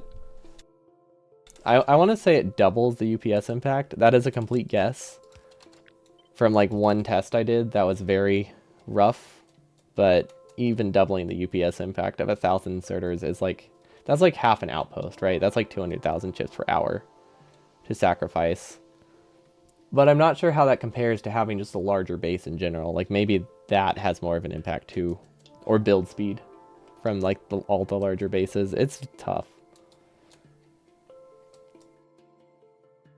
But we do have these at least, so that's something. And then we don't have a way to get... Actually, we do. This is actually... These are safe. This is a safe way to do it, too. Okay, that works for me. Supposedly, England wanted guns because when you use them, they go boom. That's very accurate description. They do that. Okay, this is... Honestly, I kind of like this design. It fits within the spacing that I allowed for myself. It uses only the spare iron from here. These are not running. I'm assuming it's because I haven't set them on logic. Okay, so... Yeah, we need to set up this logic too. I don't think these are going to be able to use the same grid.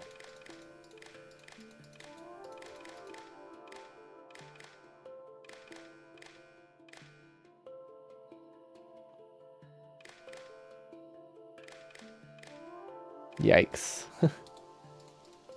Okay. Unsafe. Unsafe. Unsafe. This one's unsafe. What logic are you going to apply? This is to make sure there is fuel on the belt before the inserters activate. That's the only way we can safely have them be self-feeding to this degree. Or have them take from a belt going away from them. Otherwise, you have to let them run for a really long time before you... Otherwise, you have to place all the belts and then have all of the inserters in a separate blueprint. And then you also have to make sure you never run out of fuel after that. Which is a lot of micro. Like, that ends up being like a 4-stage blueprint just for it to possibly still break. So this logic makes it that they only run if fuel is backed up. Like this.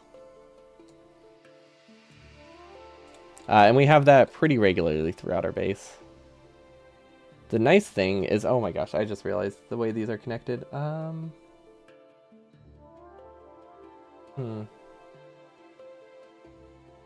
We have to split this like 3 times.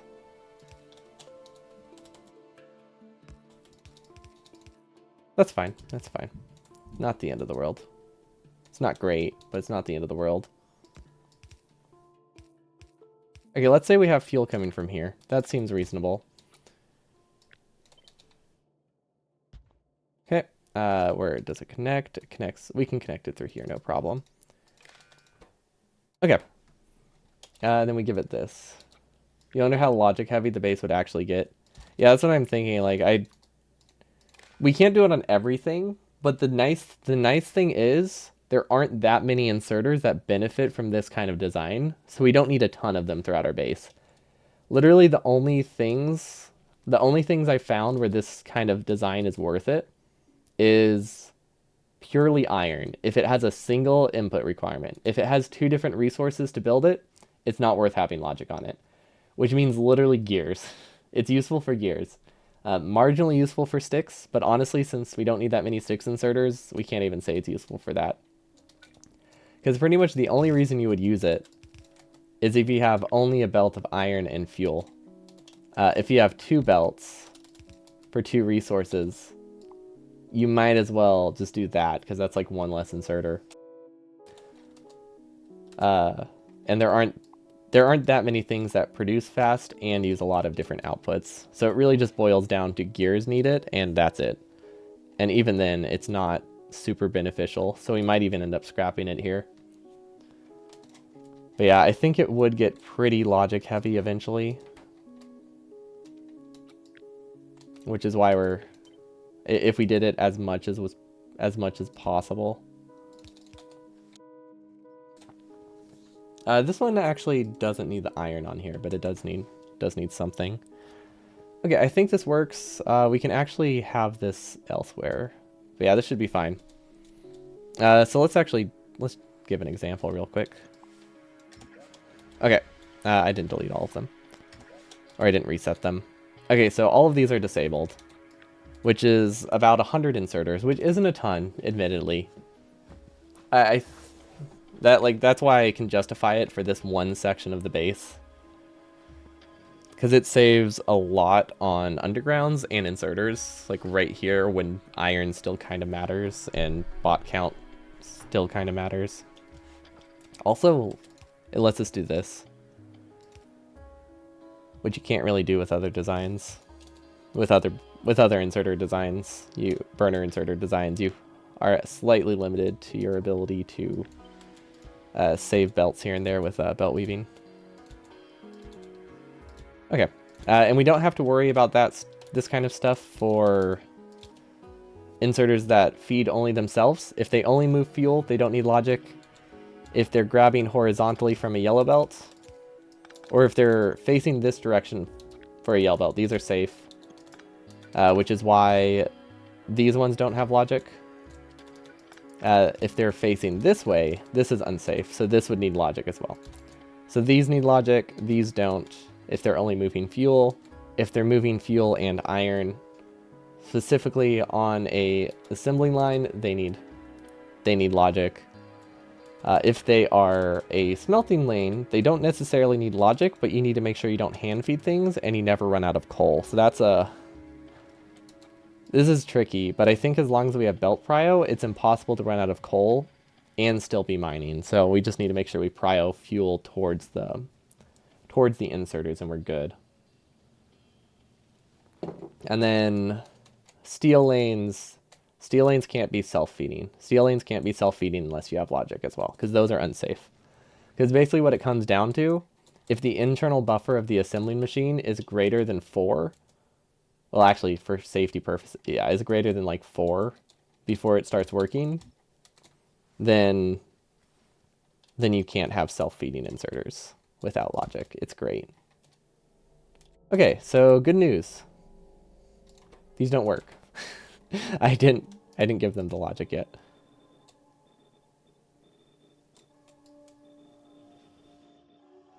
There we go. I'm assuming clicking on these ones but not having them in a wire doesn't cause problems. I hope.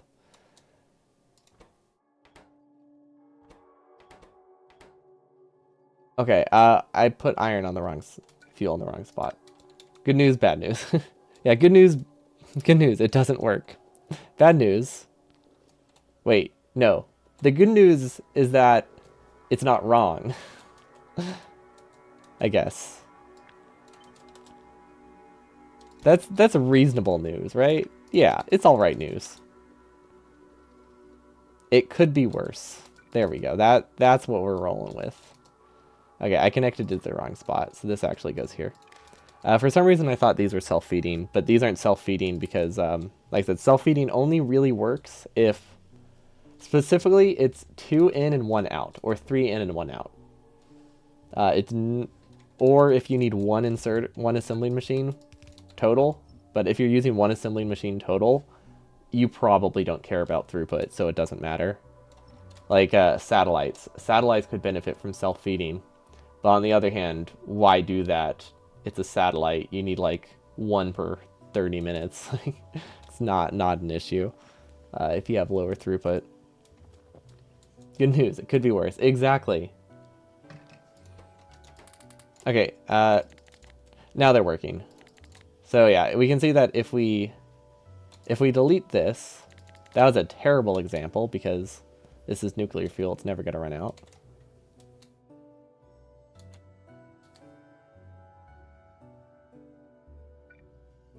Okay, now if we put it back. This one's not disabled. Yeah, they don't start until the fuel backs up again, which is great. Although I don't think it's working as consistently as I would like. No, it is. Okay. I don't think splitters break things. I was worried they would break things, but I think it ends up just fine. I think there are situations where it can break things, but it's unlikely. Okay, so hopefully everything's fine there. How's our... This is so slow.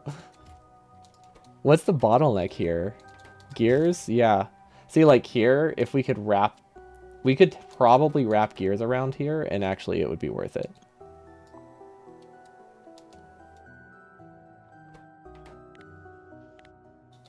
Like right here, there's no reason to have 2 assembling machines. When we can instead do this.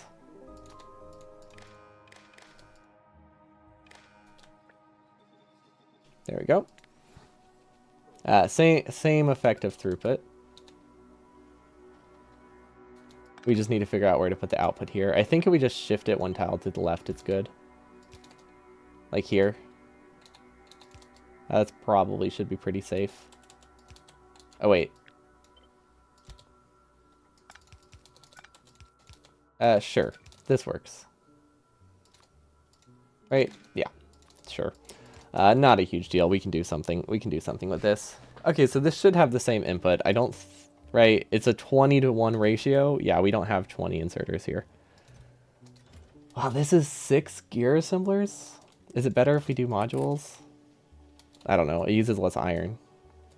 But at least our iron belt is looking a lot nicer, though. We still have some spare iron. We do technically have spare iron somehow. I think it's just because these aren't backed up, though. Okay.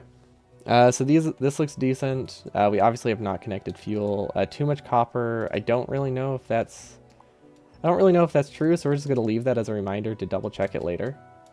Is the nuclear fuel just a colorful placeholder? I chose it for testing purposes because it decreases the starting delay slightly. By like 5 times. But the starting delay is usually not that significant. But it does decrease the start delay by about 5 times, which... If the start delay is in like minutes, that's a lot. But usually the start delay is in like 30 seconds, so it's not a huge deal. But that's just because the internal buffer is so small, so much smaller, it gets through the whole belt faster. Another option is just saturate the belt at more points, but when I'm testing logic, that option doesn't work super well. Okay, so these are all done. This is done. Technically, it's done fast enough. We'll obviously need another one later that... We'll need like 4 belts of iron later going entirely into blue belt, I think, or red belt for the second outpost train. Which reminds me, I haven't actually looked at their second outpost train. Because all of this is just for the original outpost train, right? Where is it? Where is it in this base? That's combat. I think we're around here, right? Yeah, okay, so this is what we're building right now. No, this is the first outpost. What is this? It's like rotated over what I'm used to, and now I'm very confused. This is what we're building right now. This section. So this is all the resources for the original outpost train, the base outpost train. The things that get me resources for me to build on these patches, not the circuit train. I don't know, what's a good way to distinguish the two? Circuit outpost versus resource outpost, maybe? So this is all the stuff for the resource outpost. I haven't actually looked at how they produce everything for the circuit outposts. I'm assuming it's this entire section of the base. Because this produces a lot of beacons, it produces a lot of miners. I'm pretty sure it's this. I don't know what these batteries are going toward. Is this bot production? How much bots do they make? Okay, that's not too much. Yeah, it's not as much as I thought. Okay, so yeah, this is the future outposts. Which makes me think we could probably utilize a lot of the starting one if we wanted to, but that would require us to do some weird magic with trains. Or actually not even weird magic. We would just need splitters or something. Which I think we can manage that. Anti-2. Sorry if the question has been asked a billion times. How long do you expect the Burner 100 run to be? My estimate is about 12 hours. I haven't actually been asked that much because it's in the command. But yeah, I'm expecting to be 12 to 16 hours. Because my computer and also... Well, I mean, computer aside, I think it would take at least like 8. About 8 hours. But the thing is, like, it's going to take probably 4 to 6 hours for launch if I'm preparing things to get for expansion. So I'm expecting the outpost phase will be like 6 hours. Maybe on a really good computer, you could get it to like 4. And that's actually no. Yeah, I'm expecting about 6. And that's just because we're going to peak at about 5 million green chips per hour. So basically, I don't have a 7950 X3D. No, unfortunately not. That would probably save like an hour or two at least. Maybe not at least. It would probably save like an hour or two if you could like optimize it. Because having a peak of 5 million green chips per hour means the outposting phase at max is 4 hours. Or at minimum is 4 hours. Plus startup delay, we're looking at 6 hours probably. Because I do think I'll be able to get like 4 outpost plays per hour. I hope. Maybe. Yeah, I don't know. I haven't really done the calcs. That's my estimate though, based on how much I think my main base can produce. You have one. It terrifies me to know that it costs a little more than the original incarnation of your previous PC. Oh, like the chip itself. Okay, I was like, that doesn't seem bad. The same price for a better chip, but no, you probably mean the entire PC versus the chip, huh? Okay, this is honestly a lot less terrifying than I thought. But now I'm confused.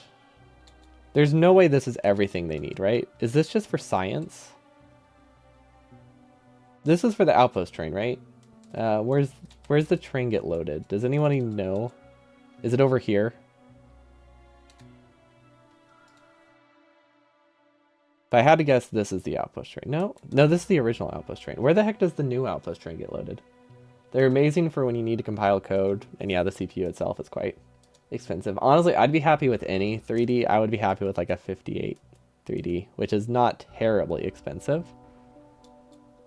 Yeah, I haven't looked at this part much. Obviously, they're producing things for the outpost, and this is not everything because there's no yellow assemblers. If we can find where yellow assemblers are and track them down, we can find out where the train is. It's really hard to find things in a base you've never played before. That you've never looked at. Surprisingly. Does the map view help? Maybe if we look in map view. What if we turn on recipes? That didn't help at all. Most people can do with a CPU that's like 1/5 to 1/4 of the price. Like quad core is hella comfy. Oh yeah, quad core is more than enough. Honestly, I have a 2-core laptop and it's like almost fine for what I would consider most things. It's not quite fine. Like it's kind of struggles with it, YouTube. Not a ton, but sometimes. So I imagine like 2 more cores and it would be like, yeah, this will do for most tasks. It also helps that it's like a 7-year-old 2 core, so that's like doubly slow. It was back in the early days of 2-in-1 laptops where they were not. Oh, there we go. Wait, found it. It's back in the early day of like 2-in-1s. You could have asked the bot. Well, there's no reason. There's no reason to assume it was in the command. I don't mind at all.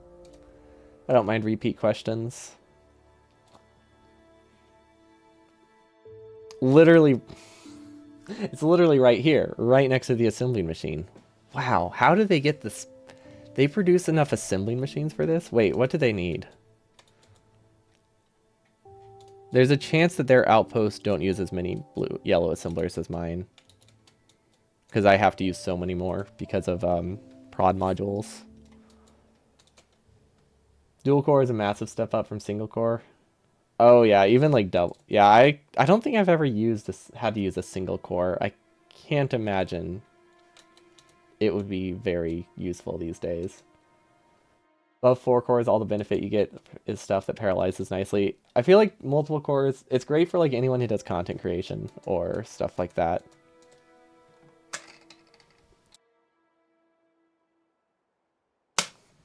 So then OBS has less of an impact on my Factorio performance. Because we are looking at like because I do have a GPU, it's not, because I do have an NVIDIA GPU, the performance loss we have from recording isn't significant.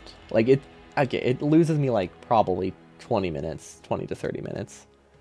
But it's not nearly as much as it would be if I, with CPU encoding, it would be like a 10% loss, which would probably be like 2 hours because of where that loss would be.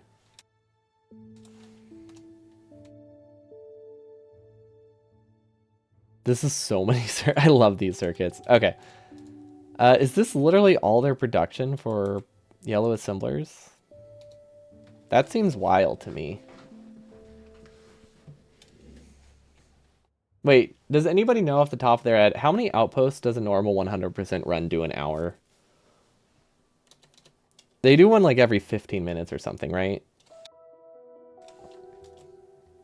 Or is it faster than that? Because like the outposting phase is like what, 2 hours these days? It has to be at least like 4:10 per hour. Oh, 25 total.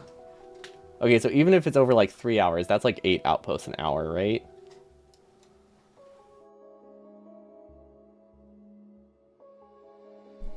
They do 25 to 27 within 2 to 2.5 hours. Okay, so my estimate of 12 to... Okay. My 6-hour outpost estimate actually isn't too bad then. Because like I was picturing I would do 1 of these, or 4 of these per hour, which obviously it's way more entities and way less production for what we have. But it's not like double the entities, or it's not triple the entities. So that's actually reasonable for me to assume I can get all of the bases placed in 2 hours. Cool. That's actually very exciting news. Like really happy about that. Because I just did a very rough estimate of what I thought I could place, and I was like, yeah, okay, this should be fine. And we didn't examine it since then. Yeah, we should be good there. We'll need to practice just placing Alice post for a little bit. But anyway, distractions aside, what were we doing? Oh, right. The reason we shifted this down is because we need to get steel here. Okay, we need a steel buffer, right? Let's see. Do the pros use a steel buffer? Obviously, the pros use the steel buffer. The pros use buffer. We don't have any buffers in our base. I'm just realizing that. Is a good reason, though. I do have a good reason for not using buffers, and that's because they're terrible. They're absolutely terrible to build with burner inserters. But we could probably... There's probably a couple spots we could build them. It could be a hand-fed buffer. Would that work? We could do the coal buffer. I think a coal buffer is a good... Actually, let's do that real quick. So here's the thing about burner inserters, right? when you make a new design, everything you do is bursty. Oh, they do have others? Okay. Yeah, that makes a lot more sense. I mean, I wasn't like looking at this as like, this wasn't my estimate that I thought my bottleneck would be at, but it does make a lot more sense if they come from elsewhere. But I don't see them being requested anywhere. Unless it's like more towards the top.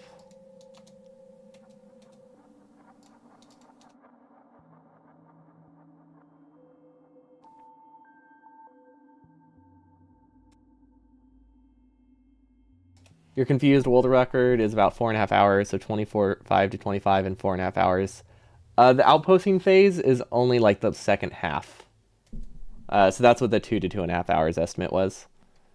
Because the first like 2 hours is building like this. And then you spend like 2 hours building outposts. Check train request content. I couldn't find the train. That was the only reason I gave up. Can you check it from? Is there like a combinator somewhere? Does anybody know where the building train is? I have no idea. Oh, well, it's not that important. I'm sure it's... Yeah, I'm sure they have more production. Although these do... Honestly, these produce pretty fast. I wouldn't be surprised if this is their only production. Right? Because this can produce like 2,000 an hour. Which is a lot. Or 1,800 an hour. So this could be enough for the entire expansion. If they do have them coming from elsewhere, I'm imagining it's not a ton, right? Just supplemental. Oh gosh, is this all going? Where is this? Oh, this is going into chess as well. Yeah, it definitely makes sense. There probably is one somewhere. But one alone is enough to supplement it by itself if it's running full speed. Chances are it wouldn't be. But yeah, yeah, we'll be using assembler 3s early for those as well. We could supplement it with logistic bots. I'm not sure. I haven't fully decided. I don't have any qualms against using logistic bots for loading trains. But also, I don't strictly need to if I think it would be better for just the challenge. Because we do have to allow them for a couple achievements. So I could allow them for minor things like that. I don't want them for powering assembling machines though. So maybe we just say no and just roll with it. We need assembling machines, right? Actually, we might have enough assembly machine production here. It depends. I haven't decided how big this will be. It depends if we upgrade this. If we upgrade this to steel, then we have enough assembly machines. Otherwise, we need more. But my thought is that these won't be running as hard after this point, because these will just be for our main base. So these are going to be idling a lot. Because most of our inserters now are going to be in the outposts. Not most, but a lot. And a lot of the conveyors, a lot of the undergrounds we have are going to also come from here, which means these probably don't run as often, which means we can get more iron to these assemblers. Or we can just build an assembly machine here and be happy. We can do both. I just don't remember which lanes are which. Oh god, why I need a label. I need to start labeling assembly machines. How do they label belts? Actually, does Nephrem's label belts at all? I remember, I think Warger used to label things with what, combinators? That doesn't work for me though, because I use these. Because didn't he used to label them like that, and then it's like, hey, you connect a tank here by hand. Obviously, that's a bad example because tanks aren't something you mine. Do those happen in the modern builds? The modern blueprints?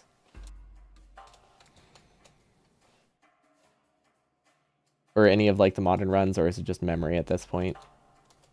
See, also these are staggered, which is weird. Okay, so we need assembler 3. So yeah, we need to connect things. So this is iron and...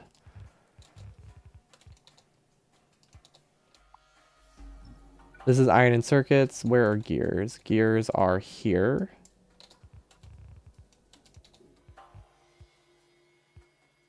We'll just connect them wherever. We're in map view. Once again, we're in map view and we can't press F to clear stuff. But we can press F to pay respects, right? Okay, and then... What the heck is this? This is gears and iron. Okay. So I think it connects like that.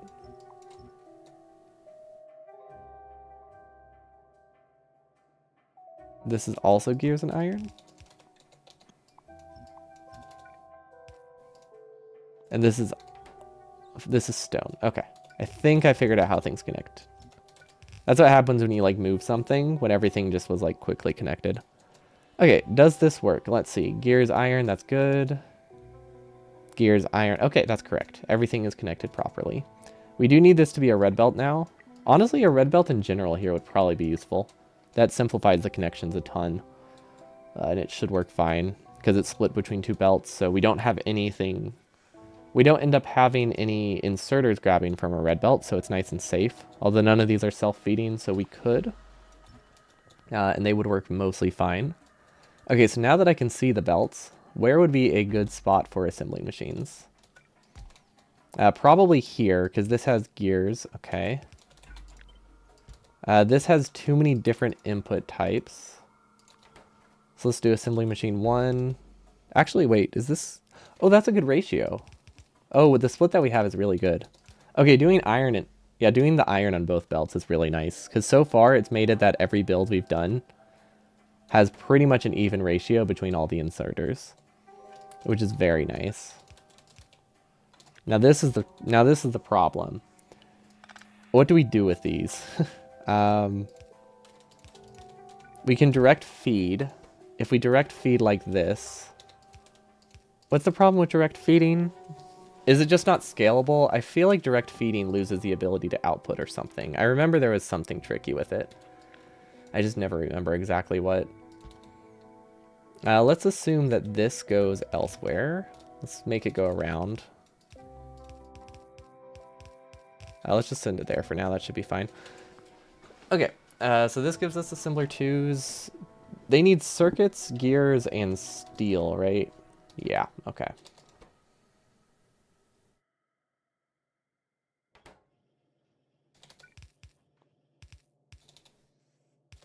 Oh, that's a bit awkward.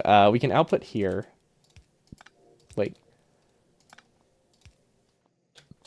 Yes. Okay, we can output there. That wouldn't be a problem. Not like that, but we can output here somehow. Let's say it looks like this. I'm assuming we're not using assembler 2s anywhere at this point. Can we make that assumption?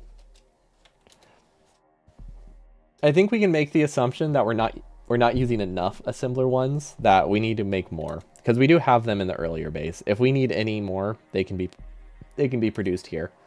So yeah, let's just assume we don't need those. That's definitely not going to haunt us.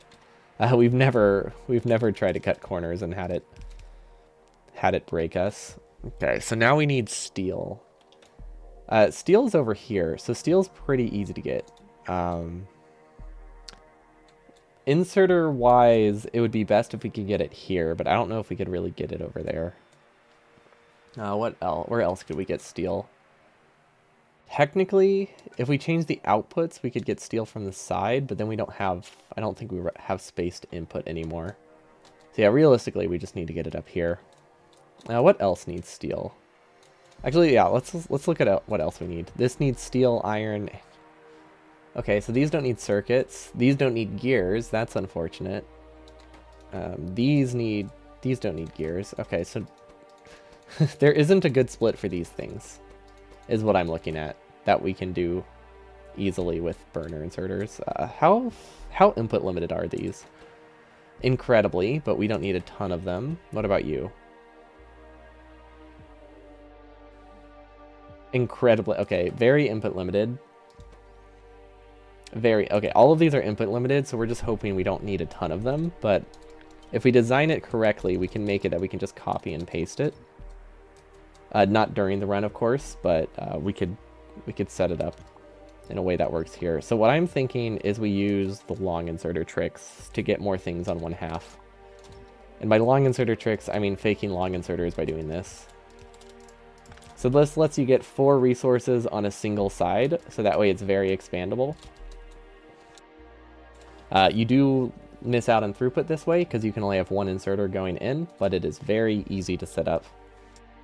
Pretty cheap as well. But yeah, you're basically just pretending these are long inserters by pushing things on a splitter towards them. And actually, this works out nicely because we can send this iron probably over here, and then circuits can go over here.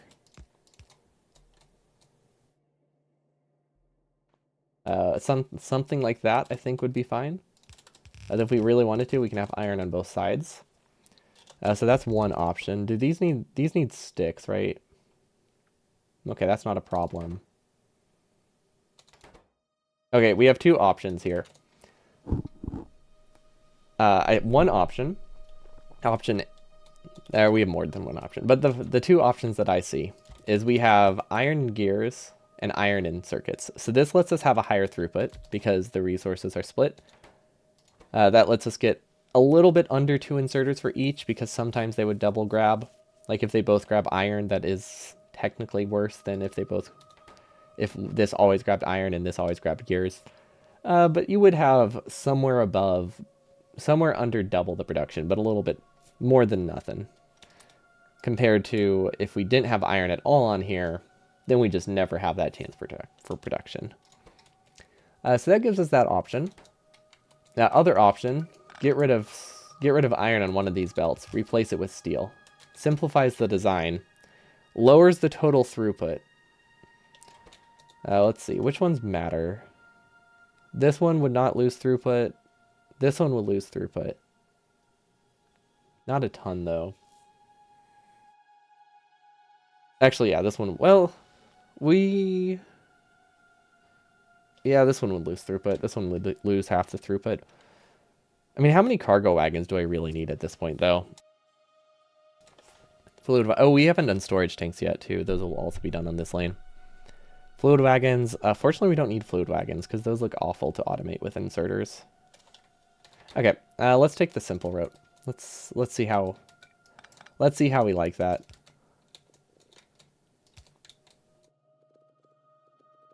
Downside, everything's on the wrong side. And we somehow need to get this steel over there, which is weird. Also, what is the steel lane? Why do we have it split that way? Oh, right. Our original design... Okay, I think I remember. I think our original design, we were going to have them all up here, but now the mall's more to the side, so steel needs to go the other way. I do like the idea that half of them are flipped, though. These would actually go to the right. These are flipped. We need to double check the math, because this only has a single belt to work with, which means we are a bit limited.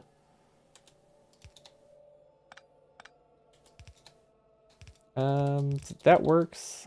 Sure, there's a better way to do it. That works for now. Okay, let's use rate calculator real quick. Max rate calculator.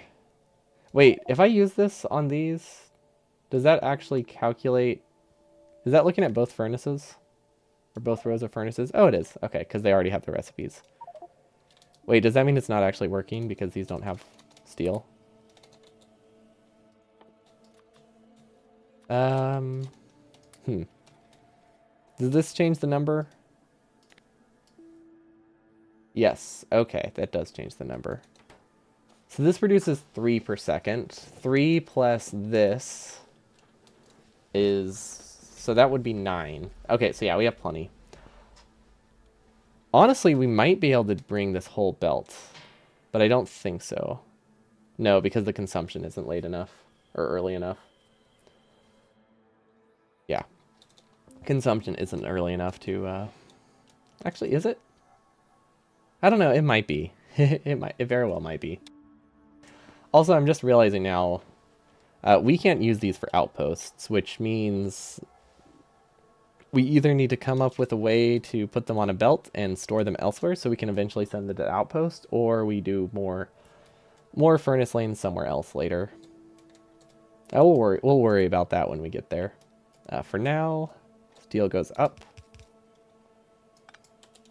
Steel goes down. Okay. There we go. These are not running, so I need to figure out why that's happening. I really like this steel lane. The one that we designed a couple sessions ago. I wasn't sure I would love it, but it's really nice. What is this?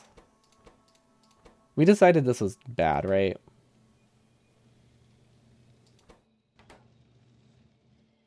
I think I decided that it's not that helpful. What was the other? What was the fix? Was this the fix? Did we ever fix that? I don't think we ever had a solution. Not for the steel lane, at least. But the solution should be the same as the iron lane.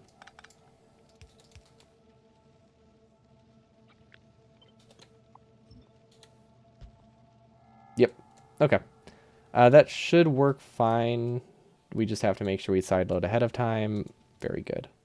Oh, that's why these aren't running, because we ran out of iron. Okay. So steel here. We'll pretend we have a buffer. There we go. Look at that. We have a steel buffer. Cool. We're so good. Okay, where do we produce these? Where do we send this steel? We also need refineries and we need chem plants, right? We need these things as well. These just don't get sent to the outpost as much. Okay, so we need lab. Okay, these are done. These are in progress. These ones aren't done. I think we have enough underground production, but we'll put that as a maybe. We need all of these, though. We definitely need all of these. So this is maybe. This is to do. This is done. This is in progress. This is done. So these are both done, but these ones are in an outpost. There's no real distinction there. Okay, so steel comes from here. Let's just connect these. We'll compress it later. There has to be a better way to get circuits over here. There has to be. I have an idea. If we do this, we can send resources through the middle, right? Is that a good idea? I think it is. No, I think it is. Because now we can combine steel and iron over here. Or steel and circuits over here. Yeah, it's going to be great unfolding this base, isn't it? It's fantastic. Very, very solid designs over here.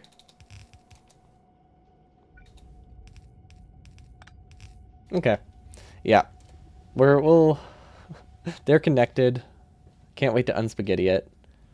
There's just no point right now because we'll be moving things around. We'll be replacing with underground. So like if we try to make it compact, we're just going to change things. Because this is a semi-final design. We're obviously going to change a bunch, but since it doesn't need to have a ton of iterations, it's not like it needs to be perfect. It just needs to work and hopefully do it in 16 hours. Okay. So now we can send steel on this belt. Perfect. Okay, honestly, I like this. Kind of. There's better ways to do it, for sure. But conceptually, I like the idea of having it pass through the center. This is a mess. This looks so weird. Little T-posing undergrounds. Don't know how else I can describe them. That's effectively what it is. Okay, so this can get us cargo wagons. And it can get us, that's all. It can get us cargo wagons. We need to get engines somehow. Can we do anything fancy with direct fed engines? Are we smart enough for that? Or I guess the better question is, do we have the ability to do that? Let's see. Let's make a locomotive. And then we've established multiple times we can do up to one this way. Okay. So this can come from one side. We also have the option of doing engines over here. I think that makes things simpler, right? So if we do engines here, that's not an engine. This is an engine. I wonder if this ratio is good. Let's see, where are engines? They're intermediate, right? Yeah. This would be pipes. This doesn't work. That works. Okay. So something like that would be good.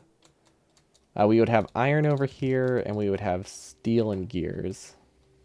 So iron and gears. Wait, do we have an iron? Do we have a steel and gears belt? If we could switch these, that would be fantastic. Like an iron and gear, steel and gears, and iron and circuits, I think would be easier.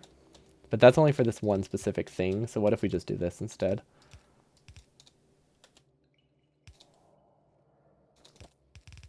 There we go. That gets us everything we need. Direct feed it. Bam. Bam, and... Wait, does this work? I think this works. I'm pretty sure it has the throughput we need too. Okay, honestly, that doesn't look too bad. I mean, it looks absolutely awful, but it's not too bad. That's a sentence, right? What's up? You lost your army? Oh, oh no.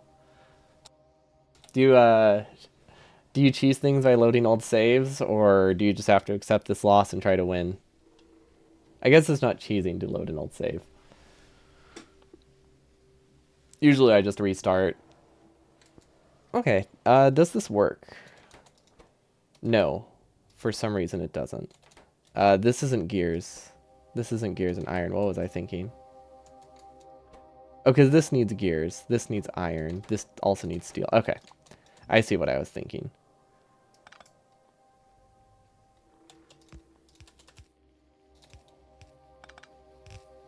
You feel like the game cheated you, so you'll reload. There we go. That's the strat.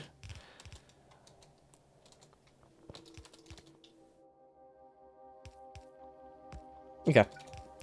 This works. Sure, there might be more elegant ways to do it. I think when we compress it to try to shift it over here, it'll be fine, because I feel like we can move it here. Like, if we can, yeah, if we mirror it on this side, I think that would decrease a lot of the back and forth that the belt does. Yeah, no, I think that will fix everything. You have 4 fresh generals, they should be able to take out 800 men. Unless you're playing Rome Total War 1. Rome Total War, that one's great.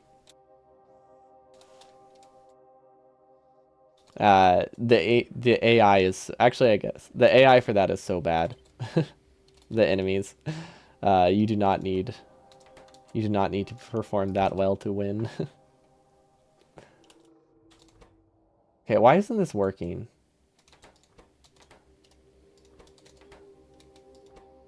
I feel like I don't know what's broken here. Oh, I know what's broken. Once again, fooled by lack of power. Yeah, I just remember I played a ton of Total War when I was a kid. Not when I was a kid. It wasn't that long ago. Because it was the only one I had for a while. But I just remember they did not handle shields very well. If you did any form of like V shape, you were impenetrable. And yeah, horse units as well, because they didn't try to protect against the horses. So you just protect yourself with a couple shields, and then you run horses at them and just take out their entire army in like one swoop. Although it wasn't satisfying to use horses, I will say that.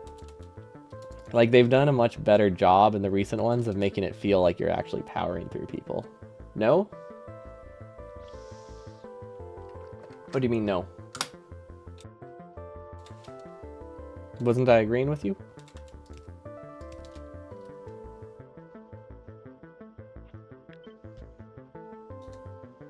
I meant, like, if you use shields, the enemy couldn't get to you.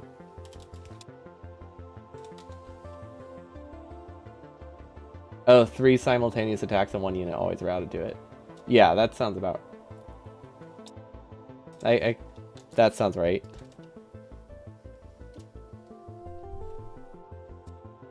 I just like charging into them. To be honest, I didn't use a ton of...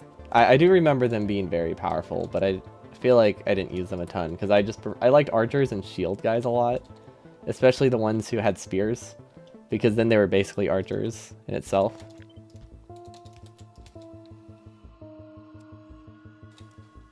But like if you used a guy with shields, enemies wouldn't try to flank you, so you're pretty much impenetrable too. I was still bad at it, but you know, I was less bad than in the current games, so that counts for something. Okay, is this enough production speed? I don't know if it is. We might actually need more trains, because we have to have more trains. Spears on bridge crossing were awesome. I played the spear crossing maps so much. Or the bridge maps so much. I was like, ooh, this is super easy to defend. We don't have to think. Because I used to do a lot of that in Warcraft 3 as well. I would look through... I would just make maps that had one bridge in the center, because it was fun to just have like one choke point. And there weren't that many maps that let you do that naturally. So you just kind of had to cheese it. Okay, one is enough for them.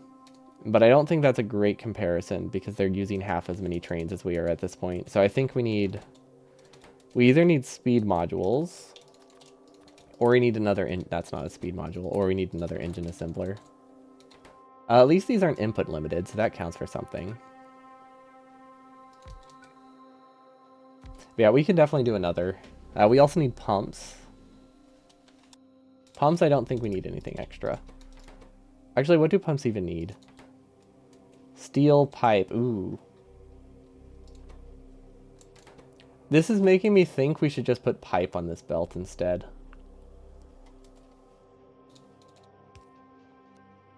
I think that's pretty easy, right? Because then we can use it for the pumps as well.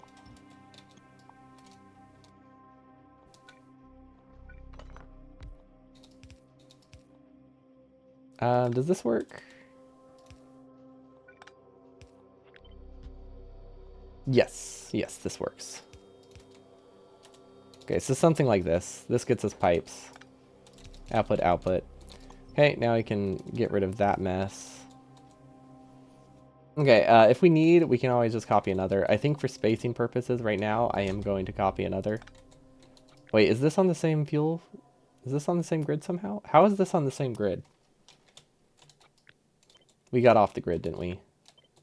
Where is the grid? Huh, we didn't. Oh, it's because they're both staggered. Okay. But what we can also do... Never mind. I was going to say what we can also do is use the same output belt, but that doesn't work. What we can do, though... Nope, also doesn't work. That's fine. That's fine. We'll survive. Okay, but these have 2 inputs. These have 2 outputs. These don't have any iron somehow. That's because these aren't connected. Okay... This feels like a lot. I guess if we want to do this, we also need more cargo wagons. That's not a problem. All of these are very easy to expand because these are not that expensive. I mean, they are expensive, but right now they are incredibly input limited. Bridge defending is fun in Company of Heroes too. I haven't really played that one much. I own the first one. I played it for a few hours, I think. That one didn't hook me. I really like, when it comes to RTS, I absolutely love Dawn of War. Dawn of War 1, at least. Dawn of War 2 doesn't really feel like an RTS to me. It feels like a MOBA. But Dawn of War 1 is peak. Absolutely love it. So if I'm going to do any kind of squad-based shooter, it's squad-based RTS. It's that one all the way. Okay, so this should have the speed to power all these, right? Yeah. Yeah, it should more than enough.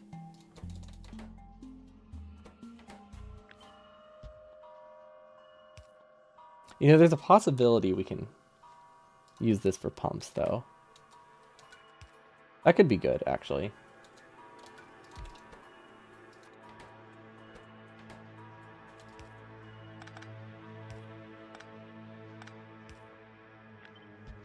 Okay. Since this would be getting dedicated stuff, this one is supplemental. That should be fine. Company of Heroes 2 is bad. I haven't played that one. There was one, it's not a Company Heroes game, but it reminded me a lot of it that came out Not, I think it was a while ago. Iron Harvest? I think Iron Harvest is the name. They gave me Company of Hero vibes. Which I heard it was alright. I haven't heard anything awful about it. I just haven't heard much about it at all though. Which usually just means it's fine. The first wasn't even that great, but Bringe defending was cool. I mean, yeah, that's what. Fortunately, you can do that in most RTSs though, so at least you don't have to play one that's not great for it. Well, anything with like a custom map, you can do that pretty easily in. Okay, should this be over here? Yeah, actually, this looks pretty decent. Obviously, we'll need to kind of fold it down here. Actually, can we put anything else down here? I feel like right now we're kind of top heavy. We have this little rectangle that we're not using. Because let's see, this will fit in here. Okay, yeah, this is about the height we need. So that's looking great. Also, they'll be able to share the same fuel lines as these, which is awesome. Not sure how those will come about, but we'll be able to share those fuel lines, which is very good. They might actually be able to steal from the main base. That would be really cool. Because we don't really break up the fuel line until this stealing. Mostly, but not Total War 3 Kingdoms. Can you not do custom... Can you not do bridge defenses in that? Like, are there not custom maps that have any thing? Oh, units can run over water and scale walls. Right. Yeah, that would complicate it. Unless you can do, like, a super deep water build. Okay, we have pumps. Good. Output spot doesn't matter. These are for the base. Honestly, I really like this. And then I think what we can do to fix this is... Can't we do this on both sides? I feel like there's a way to do it on both sides, but I don't remember what that is. Is it to stagger it, maybe?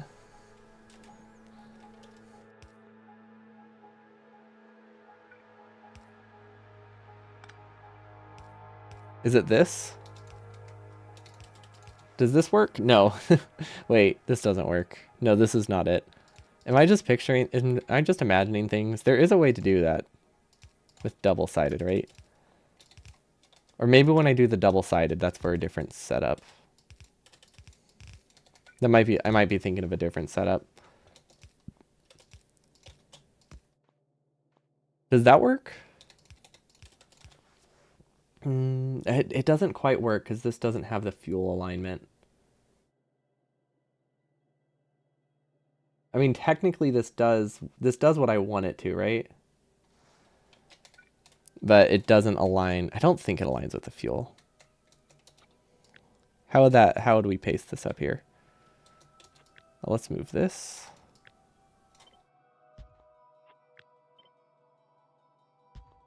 Okay. Yeah, it doesn't line up with the fuel if you do it. So no point in trying that. That's fine. That's why we made a copy. There we go. Okay, so if we can't double-side it... Wait, does it need to be double-sided? Maybe there's another trick we can do. Let's see, cargo wagon. We need iron, we need gears, and we need steel. So iron, gears, steel. We can come from the other side. That's always an option. We could also hope that this is enough, but I get the feeling that it is not with how input limited it is. Like, this is slow. This is very slow. Especially since the way we have it set up. Actually, it's not too bad. It's like, this one's moving 30 for every 20 this is moving. That's pretty close. We could do self-feeding here. We're pretty close to circuit logic. We could do self-fed. That would let us get a lot more, like 3 times the throughput from a single machine. And if you're doing that, reducing it to one machine, that ends up being about the same density. So that's an option. What else?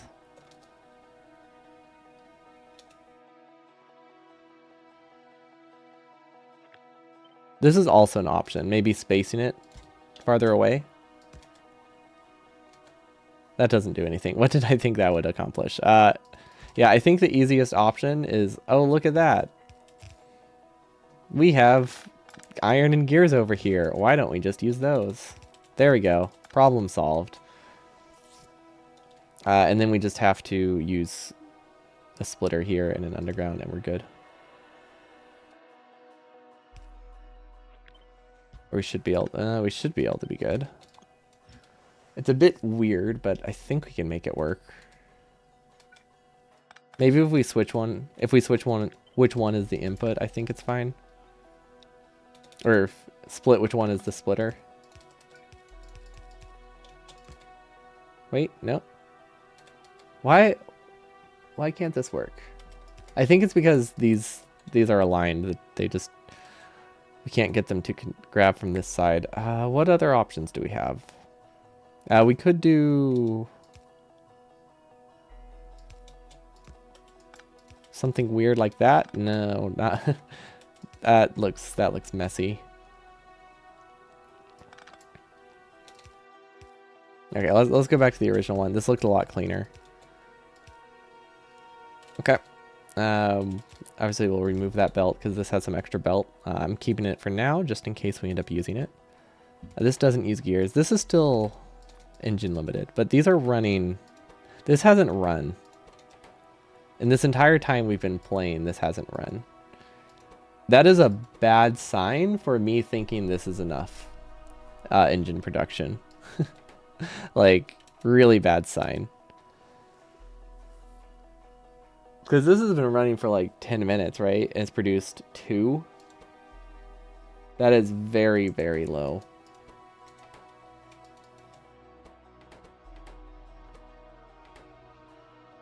How do they have enough? I'm very confused. Do they have another train production somewhere? Like this is the Gotlap one, right? This is the Gotlap assembler. Oh wait. They do have a second one because they have this one, but they also have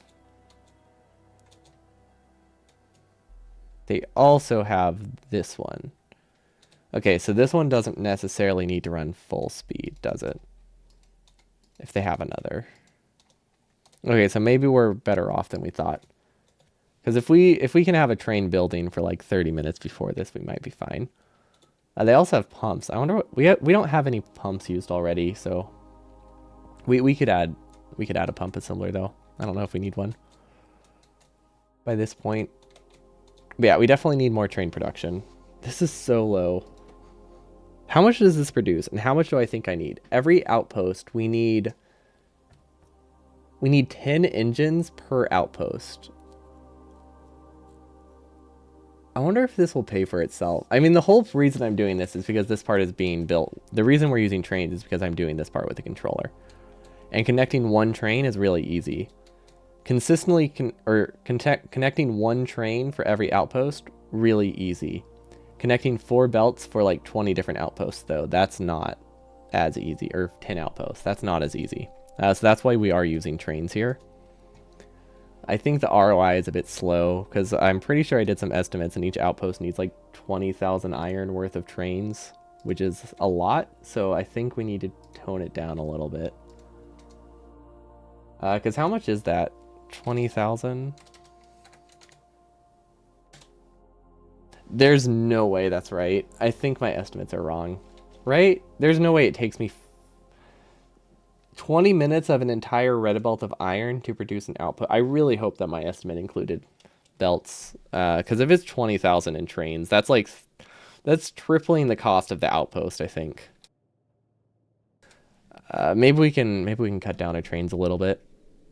Probably not. They do need to be 8 long. So do I just need to be prepared to like double this again? Is that the strat? Also, why does this one get prioritized? Oh, that's why this one hasn't run. Okay, that's a little bit better. This should be running... This should have produced 2 by now. Or 1 or 2 by now. That's more than 0.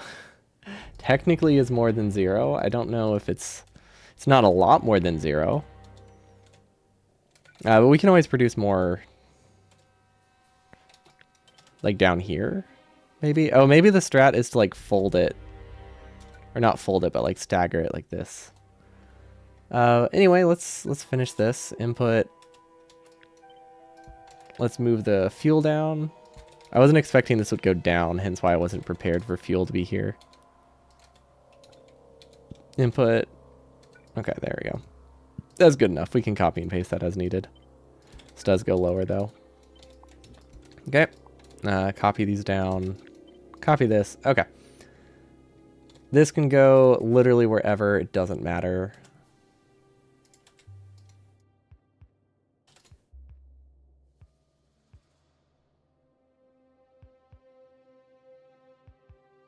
Input, input, output.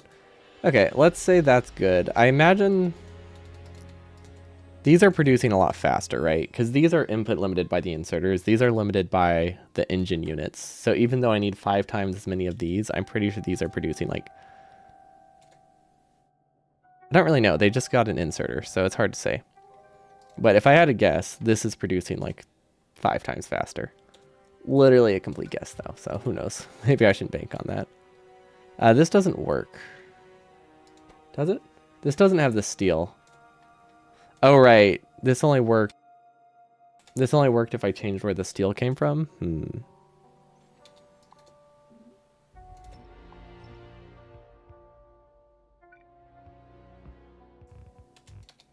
Something like that is a little better. This doesn't have an output. Now it has an output. These aren't working though, for some reason. Oh, I accidentally connected the wrong belt. Which one is the stone belt? Wait, where is the stone belt? Oh, I see. We don't have one. Okay, well that's an easy fix. Kind of. A little bit harder than I thought it would be. That belt's going to be annoying to go around. Okay, let's move it up a tile. There we go. There we go. Yeah, that's gonna be fun. Fun spaghetti that we have to fix later. Okay, so this goes up. This is stone. This connects here. Okay, so this is just supposed to be red belt or yellow belt. Although it should also be red belt, right? Because this needs to go to our outpost. So this will probably be a red and yellow belt. If I had to guess, we'll sideload it, which means we'll probably output here. Like that would be, this would work. This would work really well. Leaving problems for future me. Yeah, I mean, it's problems for future me like next session. So, I mean, it's not too bad. But I figured we have to redesign a lot of this anyway. There's really no point in trying to fix the spaghetti too bad. Especially since I don't have to fix it by hand. We just need to confirm it works once. And then we cut it up. And then it probably is fine. I mean, it can still break during the run. But if we just do a few tests with random blueprints, we should be fine. We just have to have some assurances that we can't connect to the wrong belt when we're connecting resources. That's why I was wondering how I should symbolize connecting resources. Because a combinator with like a resource set is really good, but we'll have combinators automated pretty soon. So that kind of makes that less good. Speaking of, what does a combinator automation require? Cables and electric circuits. Okay, so we should actually probably have them automated here. Like, just on the end somewhere. Maybe here. That's not the end, but, you know, somewhere over here. Because we need constant combinators badly.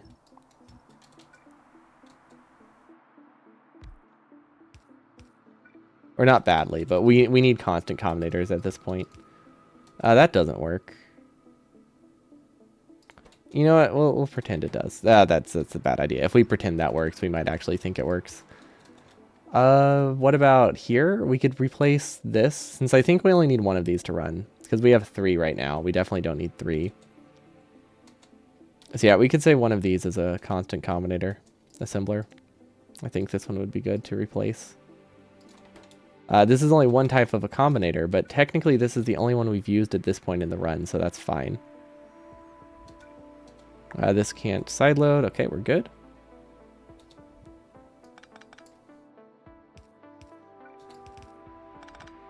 How do we get fuel over here, actually?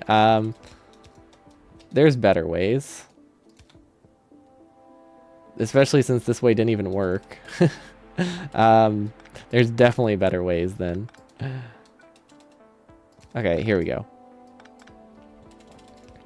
I say that, but it's still not connected, so maybe I should connect it first. I think the easiest way to do it is to just... Yeah. Yep, way easier. Way easier, because we can have... There should be a fuel line here, which we don't have for some reason. Yeah, we can just steal from that one, because there's supposed to be a fuel line here, right? That's the grid. Oh, wait. Oh, no. We don't have a grid here. But there would be a fuel line somewhere over here. Yeah, that's fine.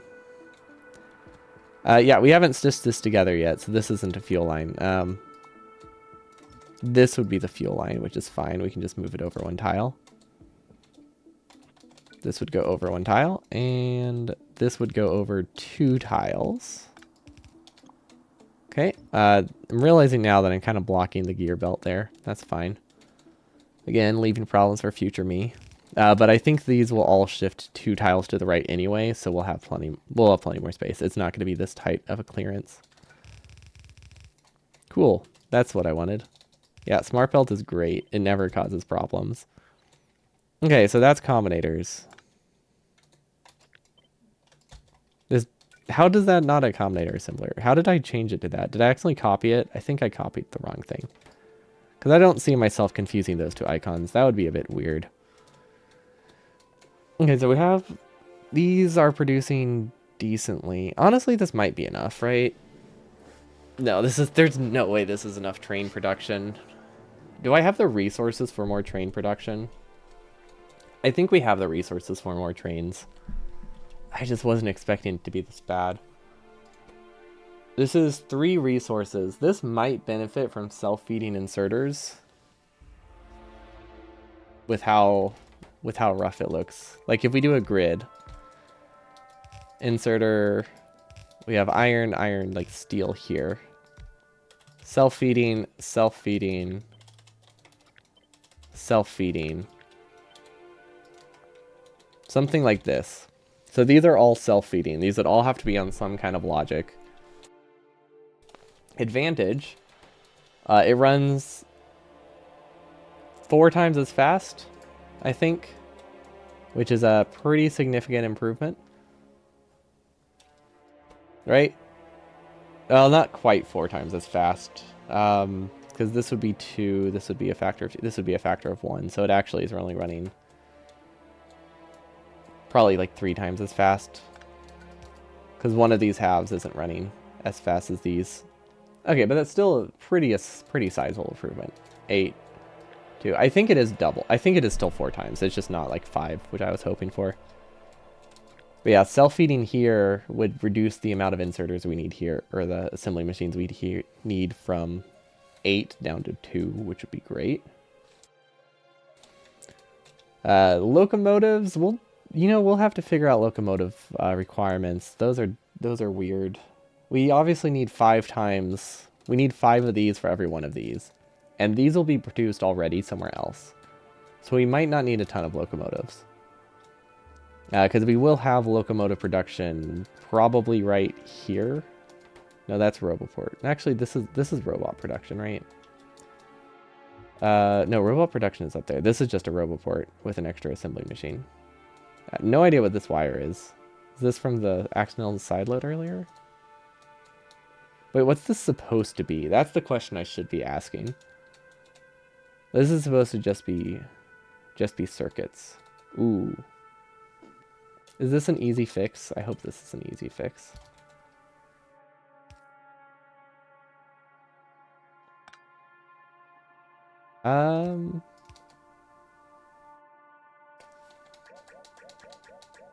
What was I cooking here? Obviously, I was trying to steal circuits.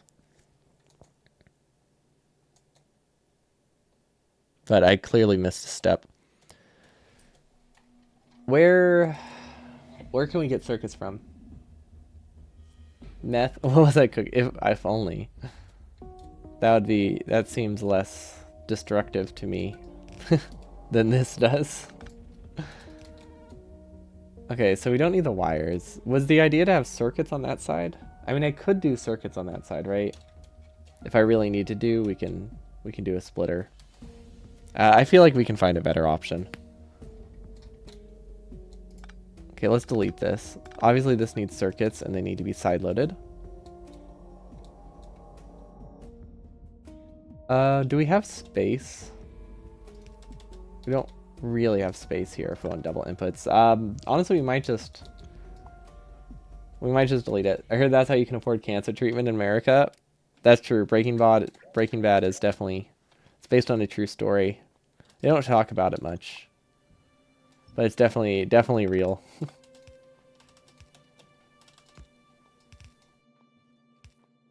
Okay, we'll just do this for now, because this is not a significant loss in red chips, but it's a great improvement in mental health as from trying to figure this out. So let's call that a win. Way easier to do. These are still not running. Oh, we never cleared it. Okay, that's fine. Oh, that means none of these are, all these are wrong. We only need to clear it up to these though. These are the only one that use stone. Okay, I like this belt a lot. Really like that belt. Okay, how much cargo production do I need? I feel like I need... I have no idea how fast I'll be able to make the outposts. I mean, you probably need them pretty fast, right? Because that's what every single patch connects to after this. So this needs to be enough to produce. Let's say 3. I think we can make do with 3 trains because of how short the connections are. Like, I was looking at it, and if we have a base that's like, let's just say our base is this size. We're connecting here. We're connecting here. We're connecting here. Like, we're not going far. Like, we're looking at a rail system that's 200-300 tiles, which I could probably keep saturated with 3 trains. Like, maybe 4, so we have one extra, but we could probably keep it saturated with 3 trains, no problem. Although 4 would be good. How much does this cost? Actually, let's double check the math, because I feel like my estimate of 10,000 was very high. It doesn't feel right. Okay, so per train, we need 2 locomotives. That is 100. That is 350 per locomotive times 2. Plus, what do we have here? This is 140 times 10. So each train is 2,000. Okay, so where did I get the estimate of 30,000? I think that was for this one, because we needed like 15 trains. I'm pretty sure that's what my estimate was. This one needs a lot. This one needs like 10 or 15 trains this long, which is, you know, more than double. Probably triple. Yeah, okay, so that's where those estimates come from. So we actually need 2,000 per train, or 2,000 resources per train. We need, if we do 3 of them, that's not too bad. That's 6,000. That's like, what is that in belts? That's 10 minutes of, no, not 10 minutes. That's like 5 minutes, 5-6 minutes or so of production with like 1 belt of resources. Which, considering we have 8 belts of resources going into this entire mall, we probably can get 1 belt going to the train if we really need to. Steel is running low. That's because they're not set up. Okay, we're good. I'm really liking this though. I like this design. I kind of want to use this one. I don't really see a ton of disadvantages with it either. And then look at that. We can even get a very conveniently placed output too. Like this is pretty solid. A way better alternative than having like 10 of these. Okay, so we have one that has steel, which would be this middle one. Actually, it can be any of them, right? No, it has to be the middle one. Okay, so middle one is steel. One of them is gears and one of them is iron, right? Actually, yeah, one of them is gears, one of them is iron. So let's find steel. Let's see if we actually like this. So first things first. Let's cut the logic. Logic's not important. We'll just do self-feeding for now. Or not self-feeding. We just won't worry about it for now. Where can we get fuel? Okay, that is the wrong side, right? Nope, that's right. This is right. And then I guess we'll just split it awkwardly from here.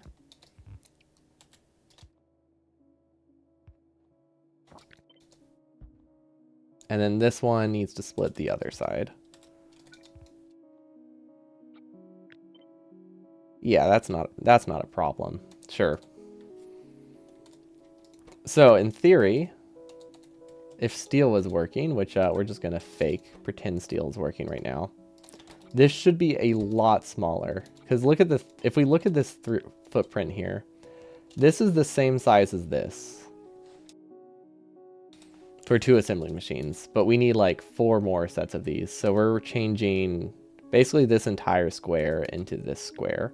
So even if we have to do weird belt spaghetti, I think this is a lot nicer. Only downside is it needs logic, which is not too bad. If only we could get another belt. Actually, could we get another belt? Wait. My inserters are connected wrong. Which one needs the tin? The tin is supposed to be... This is supposed to be circuits. Okay. That makes more sense.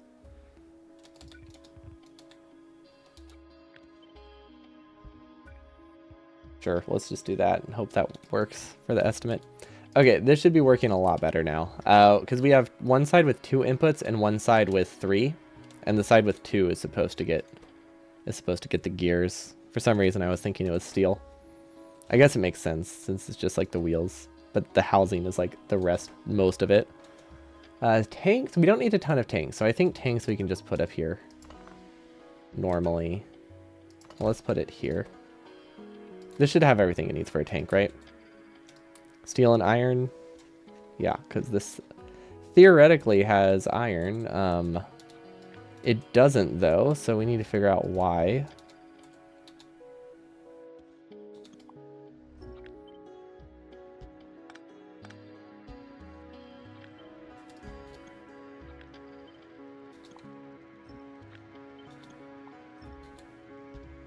Okay, does that work? I think so. Does it get me fuel though? No, this doesn't get me fuel. So we're gonna do this. Okay, that gets me fuel. Right? Yeah, that gets me fuel. It gets iron on the correct side. Things are on the wrong side right now because we didn't sideload half stuff at first. Okay, we are good. And then we do the exact same for this one, which faces this way. Okay, cool. Okay, so we should be getting steel again, which means we should be able to test if things are actually running. This will run a lot better. I am starting to doubt we have enough steel, though, for what we're doing, because I feel like we do not have enough steel to run these full speed. Because I'm looking at this now. If I'm assuming these inserters work non-stop, this is 6.2 steel per second. Okay. Maybe we need more. Maybe we need more steel, because our ratio is we need a lot less copper than a normal base, but we need way more steel if we want these trains to run. Which we could do. We can do a steel lane, no problem. Like right here, very easily. Shift everything up. Gives us a little bit more space for the mall too. So that would be totally fine. But yeah, these aren't running, which is a bad sign.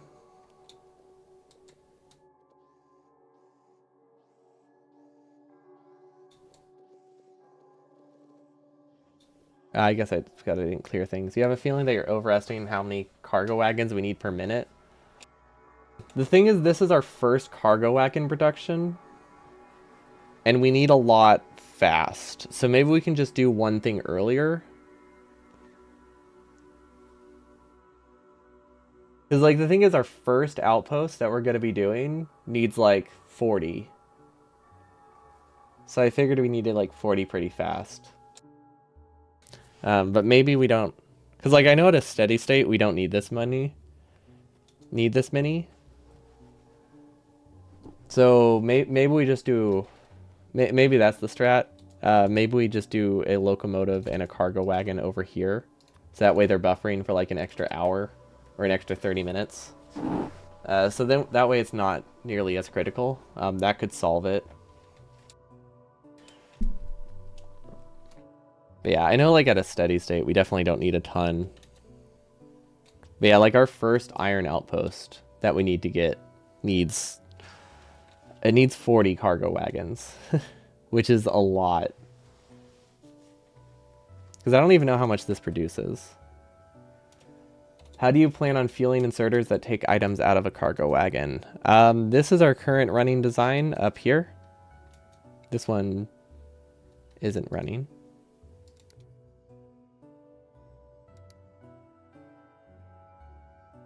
This one's not connected. Where's the connection? This one. Here we go. This is our design. Every wagon has 50 fuel in it. It lets us unload up to 12 inserters at a time. The other option is to have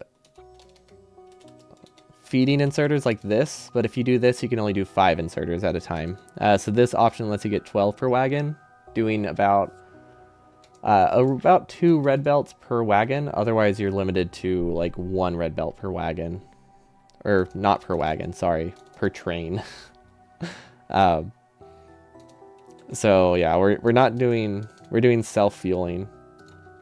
And the way we do that is we send fuel to the outposts, we prioritize a lot of it towards the refueling train, and the rest go to power the burner inserters, so to kill 2 birds with 1 stone. This is just an extremely unnecessary chest that I thought was funny for testing. But the way these work, they only run if solid fuel is backed up on the belt, so that way we don't have to worry about them browning out before they get fuel. And then for unloading, we have it that solid fuel is in the first slot, so that way they'll grab from the first slot only if they need fuel, but they won't unload the first slot until all the iron is cleared. And then it gets recycled back to the main base. Again, we're doing the little chest thing here, because this just needs to be this just needs to hold one train worth of fuel. And then they're belt prioed and recycled back on the train. So we do loop back about 150 fuel every time, which isn't a ton. But it is a little bit more than I would like, but you can't do less than 50, so you're kind of limited on options. You don't know why, but seeing circuit-controlled burner inserters looks funny. Oh, it's fantastic. It just seems so wrong. We don't use a ton of them because UPS is a concern. And there isn't any clocking you can do for burner inserters that's actually, like, useful. Otherwise, we'd use it a lot. But I feel like, from my testing, clocking them is not good.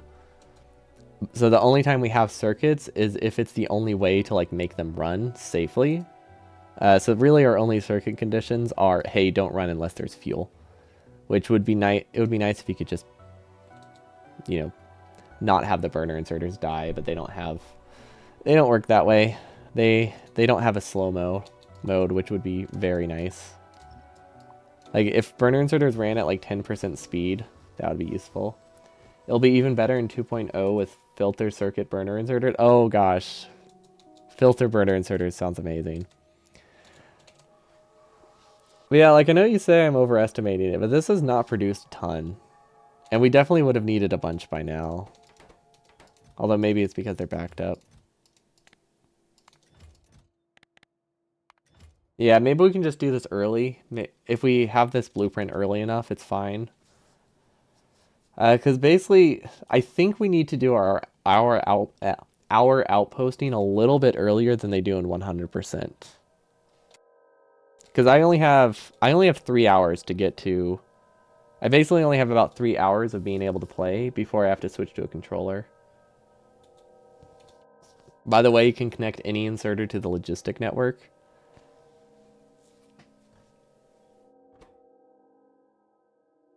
Is there anything we could do for circuit to just enable everything with a single chest?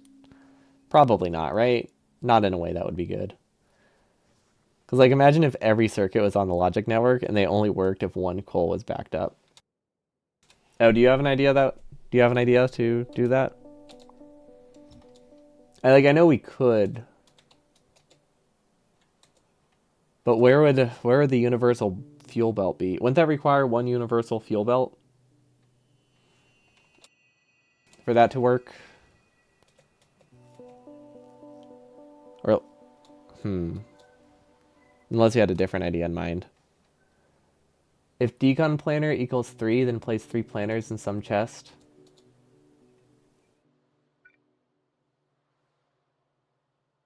So are you just saying, like... Are you just saying I manually enabled everything at once? No, I feel like that's not all the context. But yeah, you can attach these to the logic network if we had it researched. Enable if decon planar equals 3, then place 3 planars in some chest. Yes, was that not what you wanted? Oh, fair enough. Yeah, no, I wanted them to like... I wanted like them to read one unified coal belt, so that way they just automatically all turn on at once. But yeah, we could do like manually enabling them. I'm assuming connecting to the logic network is about the same as connecting to a circuit network in terms of like impact.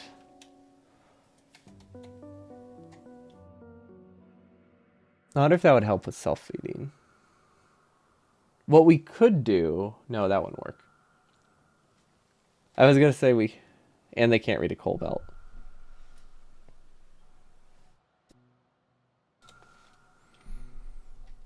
If only we could read coal belts.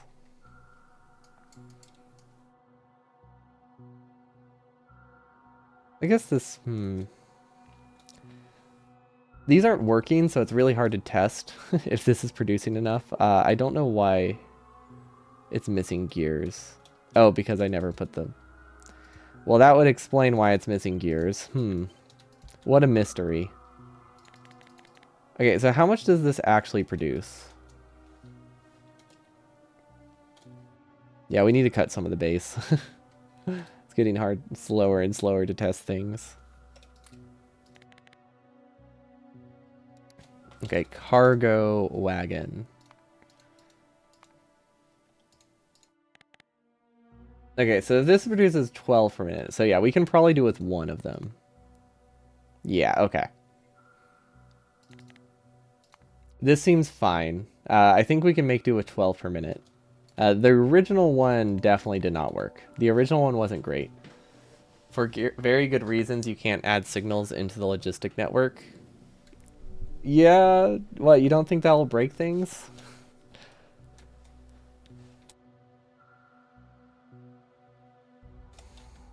What we could do, hear me out.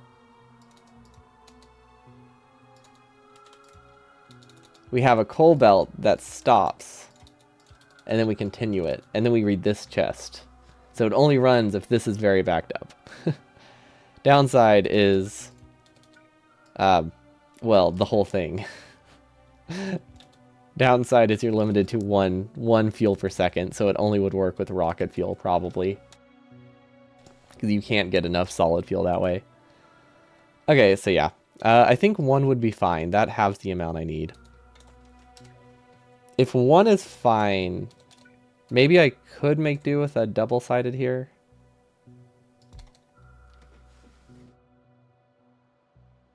Because if I can make do with this, we might be able to make do with with 2 that aren't self-feeding.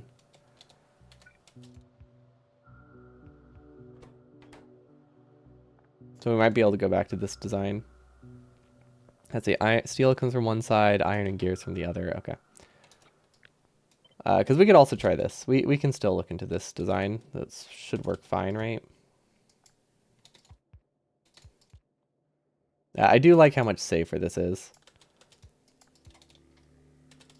Yeah, but it wouldn't work with coal, as they're very likely to add coal to the network somewhere else. Yeah, fortunately at this point we're not reading coal, but yeah, no, it would be terrible with coal.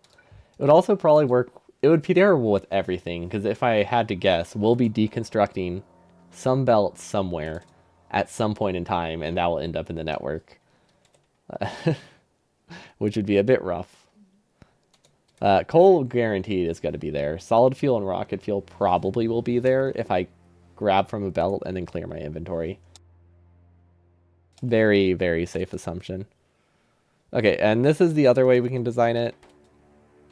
If we only need this much production, well, we're going to keep this off to the side because I do like it if we need double the production. Honestly, this is our limiting factor right now, which is incredibly easy to speed up.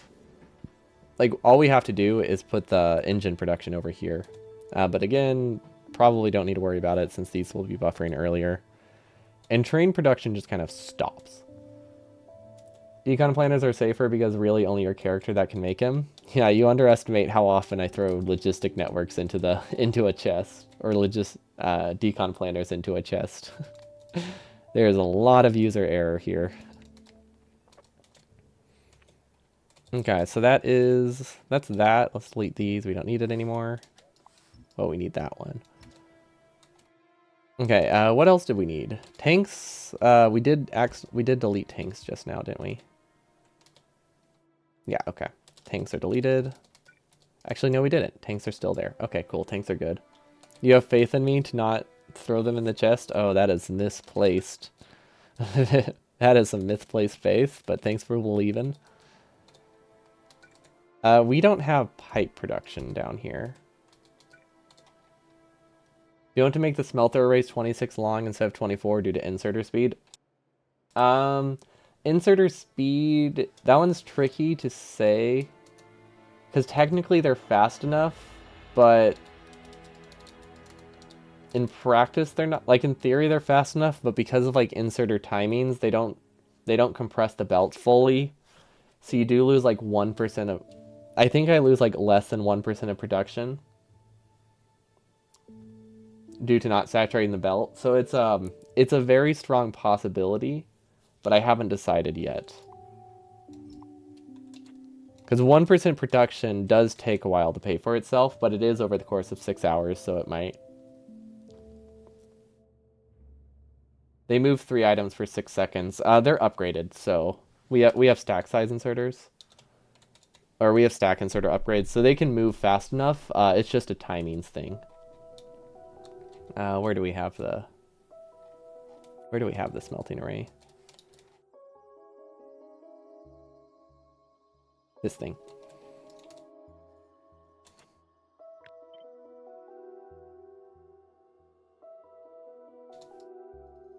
Yeah, like, they do still back up a little bit. This is never going to start, is it?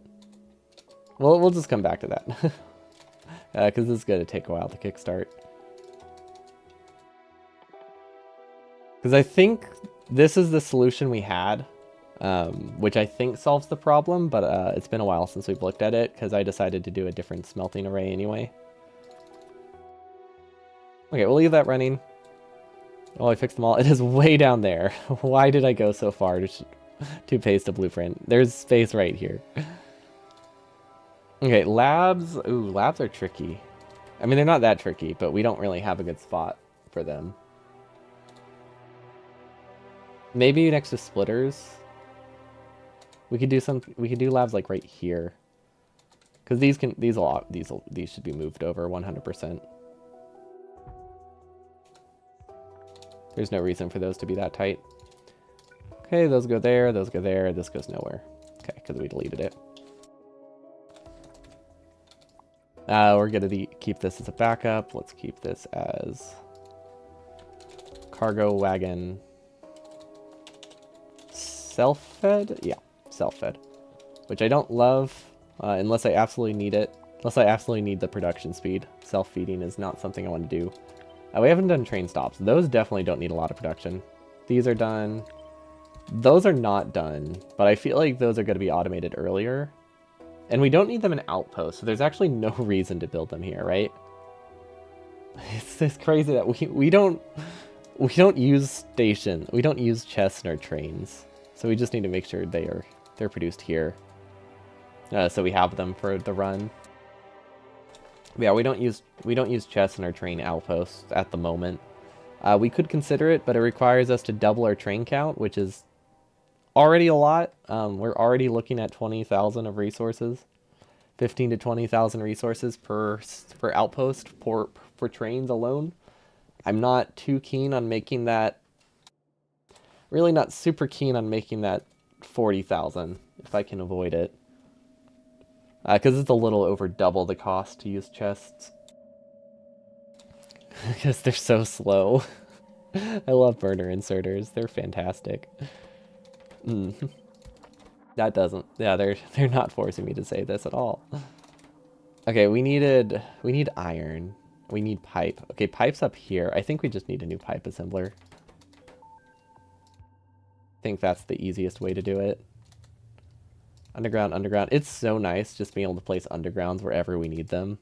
We haven't been able to do that before because they're hand built. Like this stuff, very useful. It's not something you can hand build very easily, so we don't have any designs in the main base that use it, but they let you direct feed a lot easier with like double inputs. And then this is supposed to be offshore pumps, right? Yeah, and this is enough offshore pumps for like our entire run, I'm pretty sure. Input, input. It can output wherever. This is just for bots. We can fix it later, try to compact it. There's this gap over here, which I would like to use, but honestly, it's fairly compact. All things considered, for burner inserters, this is a pretty neat design. Which is just such a weird statement, because this feels so spacious. And then there's a lot of places that we can save underground, so that's going to be exciting when we finally get to that point and be like, ooh, let's have the entity count. It's going to feel great. Okay, so that's this done. We still need sticks. These are done-ish, not that fast. These are done. Not sure if we need more of these. I'm not entirely sure if we need more. Neat plus burners equals almost sane. I think this is really neat. I love the steel redesign so much. It's so much nicer than the old design. Because isn't it like 10% cheaper? Well, in terms of inserter count. Where's the steel lane?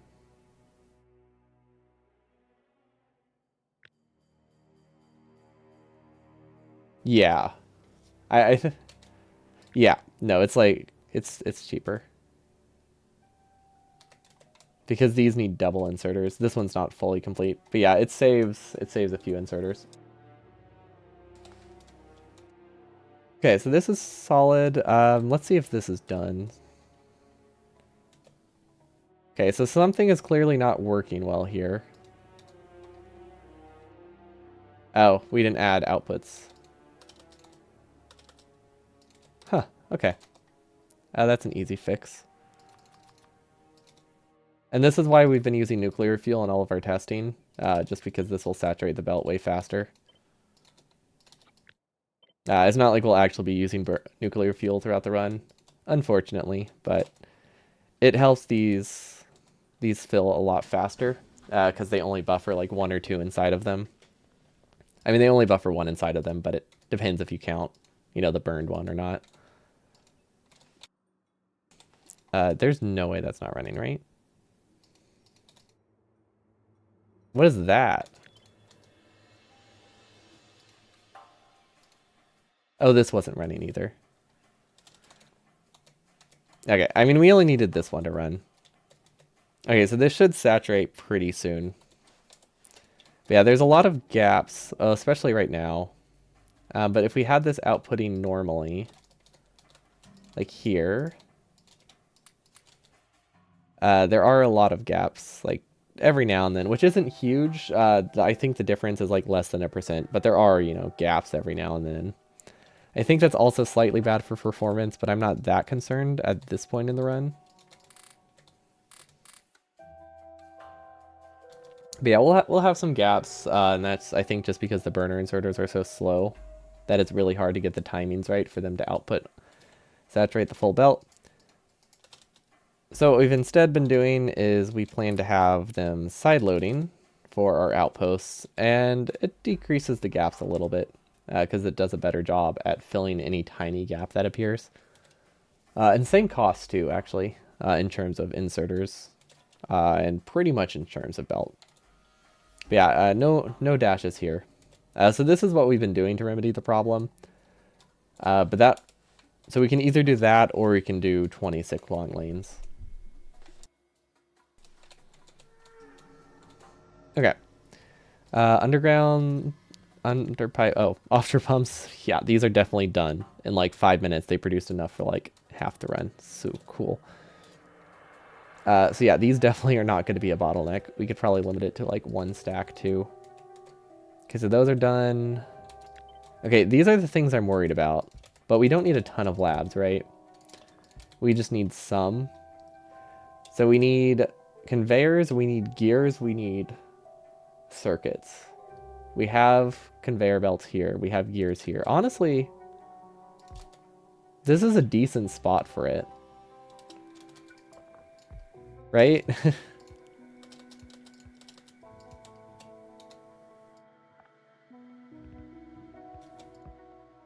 Like, that works pretty well. If we can get the fuel here, which I think we can. I don't know how to fuel this one, actually. That complicates it. We could do this. We haven't done something like this yet. It technically works. A better option would probably be to just... Actually, that doesn't work. I thought that would be a better option. It's not for some reason. That's bizarre. We could use a red underground, though, if we really want to. Huh, yeah, okay. I thought that would be easier. You know what? We'll leave it. We'll leave it. We'll fix it later if we don't like it. I think it's fun. Okay, so this can produce labs for us, which can't really output, can it? That's fairly safe. I think this is safe as long as there's not an inserter on the other side. Okay, so labs. These are incredibly slow, but I think it's fast enough because we only need like, what, 100 over the course of the run? So it's being bottlenecked is totally fine. We're more limited by science speed anyway. This does have problems here, so actually I think we need output on the bottom. Because we don't have a way to get the splitters out. Okay, not a big deal. Honestly, that fits way nicer there than I thought it would. It feels wrong, but it works so well. Refineries and chem plants, I don't think we need to improve them at this point. Because we will have a lot of them, but we're not making our main outpost yet. Because our main outpost uses, I don't remember, but it was a lot. Do we have that on this file? I think we have it as a blueprint. I think it's another file somewhere. But basically we have our main circuit outpost needs, if I remember, it's like 50 refineries? No. It's like 80 refineries and like 100 chem plants or something or something about, it's like 80 of each. 80 of each times 4. So we need about 300 per hour at least. So that's not ideal. These are still in the maybe. Okay, what can we do about those? Do we need those? Because I feel like we have enough iron here. We can produce them. Well, not here. Do we have iron anywhere we can use? Let's see. I think this is using most of the iron it gets. It would be nice if we had a backup. Like, if we split this off a second time, we could send a full belt over there if necessary and get more undergrounds. But this produces a fair amount, so maybe we're good. We won't worry about it quite yet. Need to look at how many undergrounds I think I need in the base. Undergrounds are incredibly easy to add anywhere. They're just iron and iron pipe. So like it's literally just get a belt of iron there, get some fuel there, and you're good. So if we really needed underground pipes, we could build them here. Like we could fit them here if I realized I was wrong and I needed them. Also, all this iron is being consumed, which is fantastic. Although we might need to... Like, this is the gap thing I was talking about. They're not outputting perfectly. So we might look into doing something like that on all of our smelting lanes. Because there is a good chance that the extra 1% will pay for itself over time. Especially at the cost of, like, a single tile. Because, I mean, at the end of the day, like, when you have 50 smelting lanes, that is, like, an extra half smelting lane for free. I mean, technically not for free, as you've paid for it, but, you know. Extra production that you wouldn't have otherwise. Okay, these are working nicely. I don't know if we need... I doubt we need to buffer pipe here, but we could if we wanted to. If we just needed more pipe production. And I just realized there's a decent spot over here for undergrounds if we need it. Like right here, we could fit underground production in. So yeah, lots of spots. Really easy to get undergrounds. Labs are producing perfectly. Okay, the last thing we needed to do today, right? Let's see. We obviously don't need anything here with splitters. We did red undergrounds. They're in a different spot. These we decided are just going to be in our main mall because we don't need to send them to our outpost, which is great. Yay, not needing chests. Rail signals we already did. Those don't go to the outpost, though. Well, one of them goes to the outpost, but that's easy to do. Radars. I think radars were the first thing we did, so we should have radars. These are done. We've done the equivalent of those. Okay, so that should be good. I really feel like we don't have enough inserter production, but I'm pretty sure we have 4 inserter assemblers, so I feel like we're doing better than I thought. Okay, so yep, that means the last thing we are missing is train stops. Cool. And those can go wherever, right? Those just use... Actually, what do train stops use? Iron, steel, sticks, and circuits. Let's see. Iron, circuits, steel. Okay, literally anywhere. It can go right here. Direct fed sticks doesn't need to be fast. So something like that. That just uses iron. Train stop. Where is it? There it is. Okay, that's fine. We'll try to remove belts later. Really, absolutely no point to trying to remove belts right now. And we'll get it on the coal grid later, but this is a good start. Okay, I think that's everything it needs. Wait.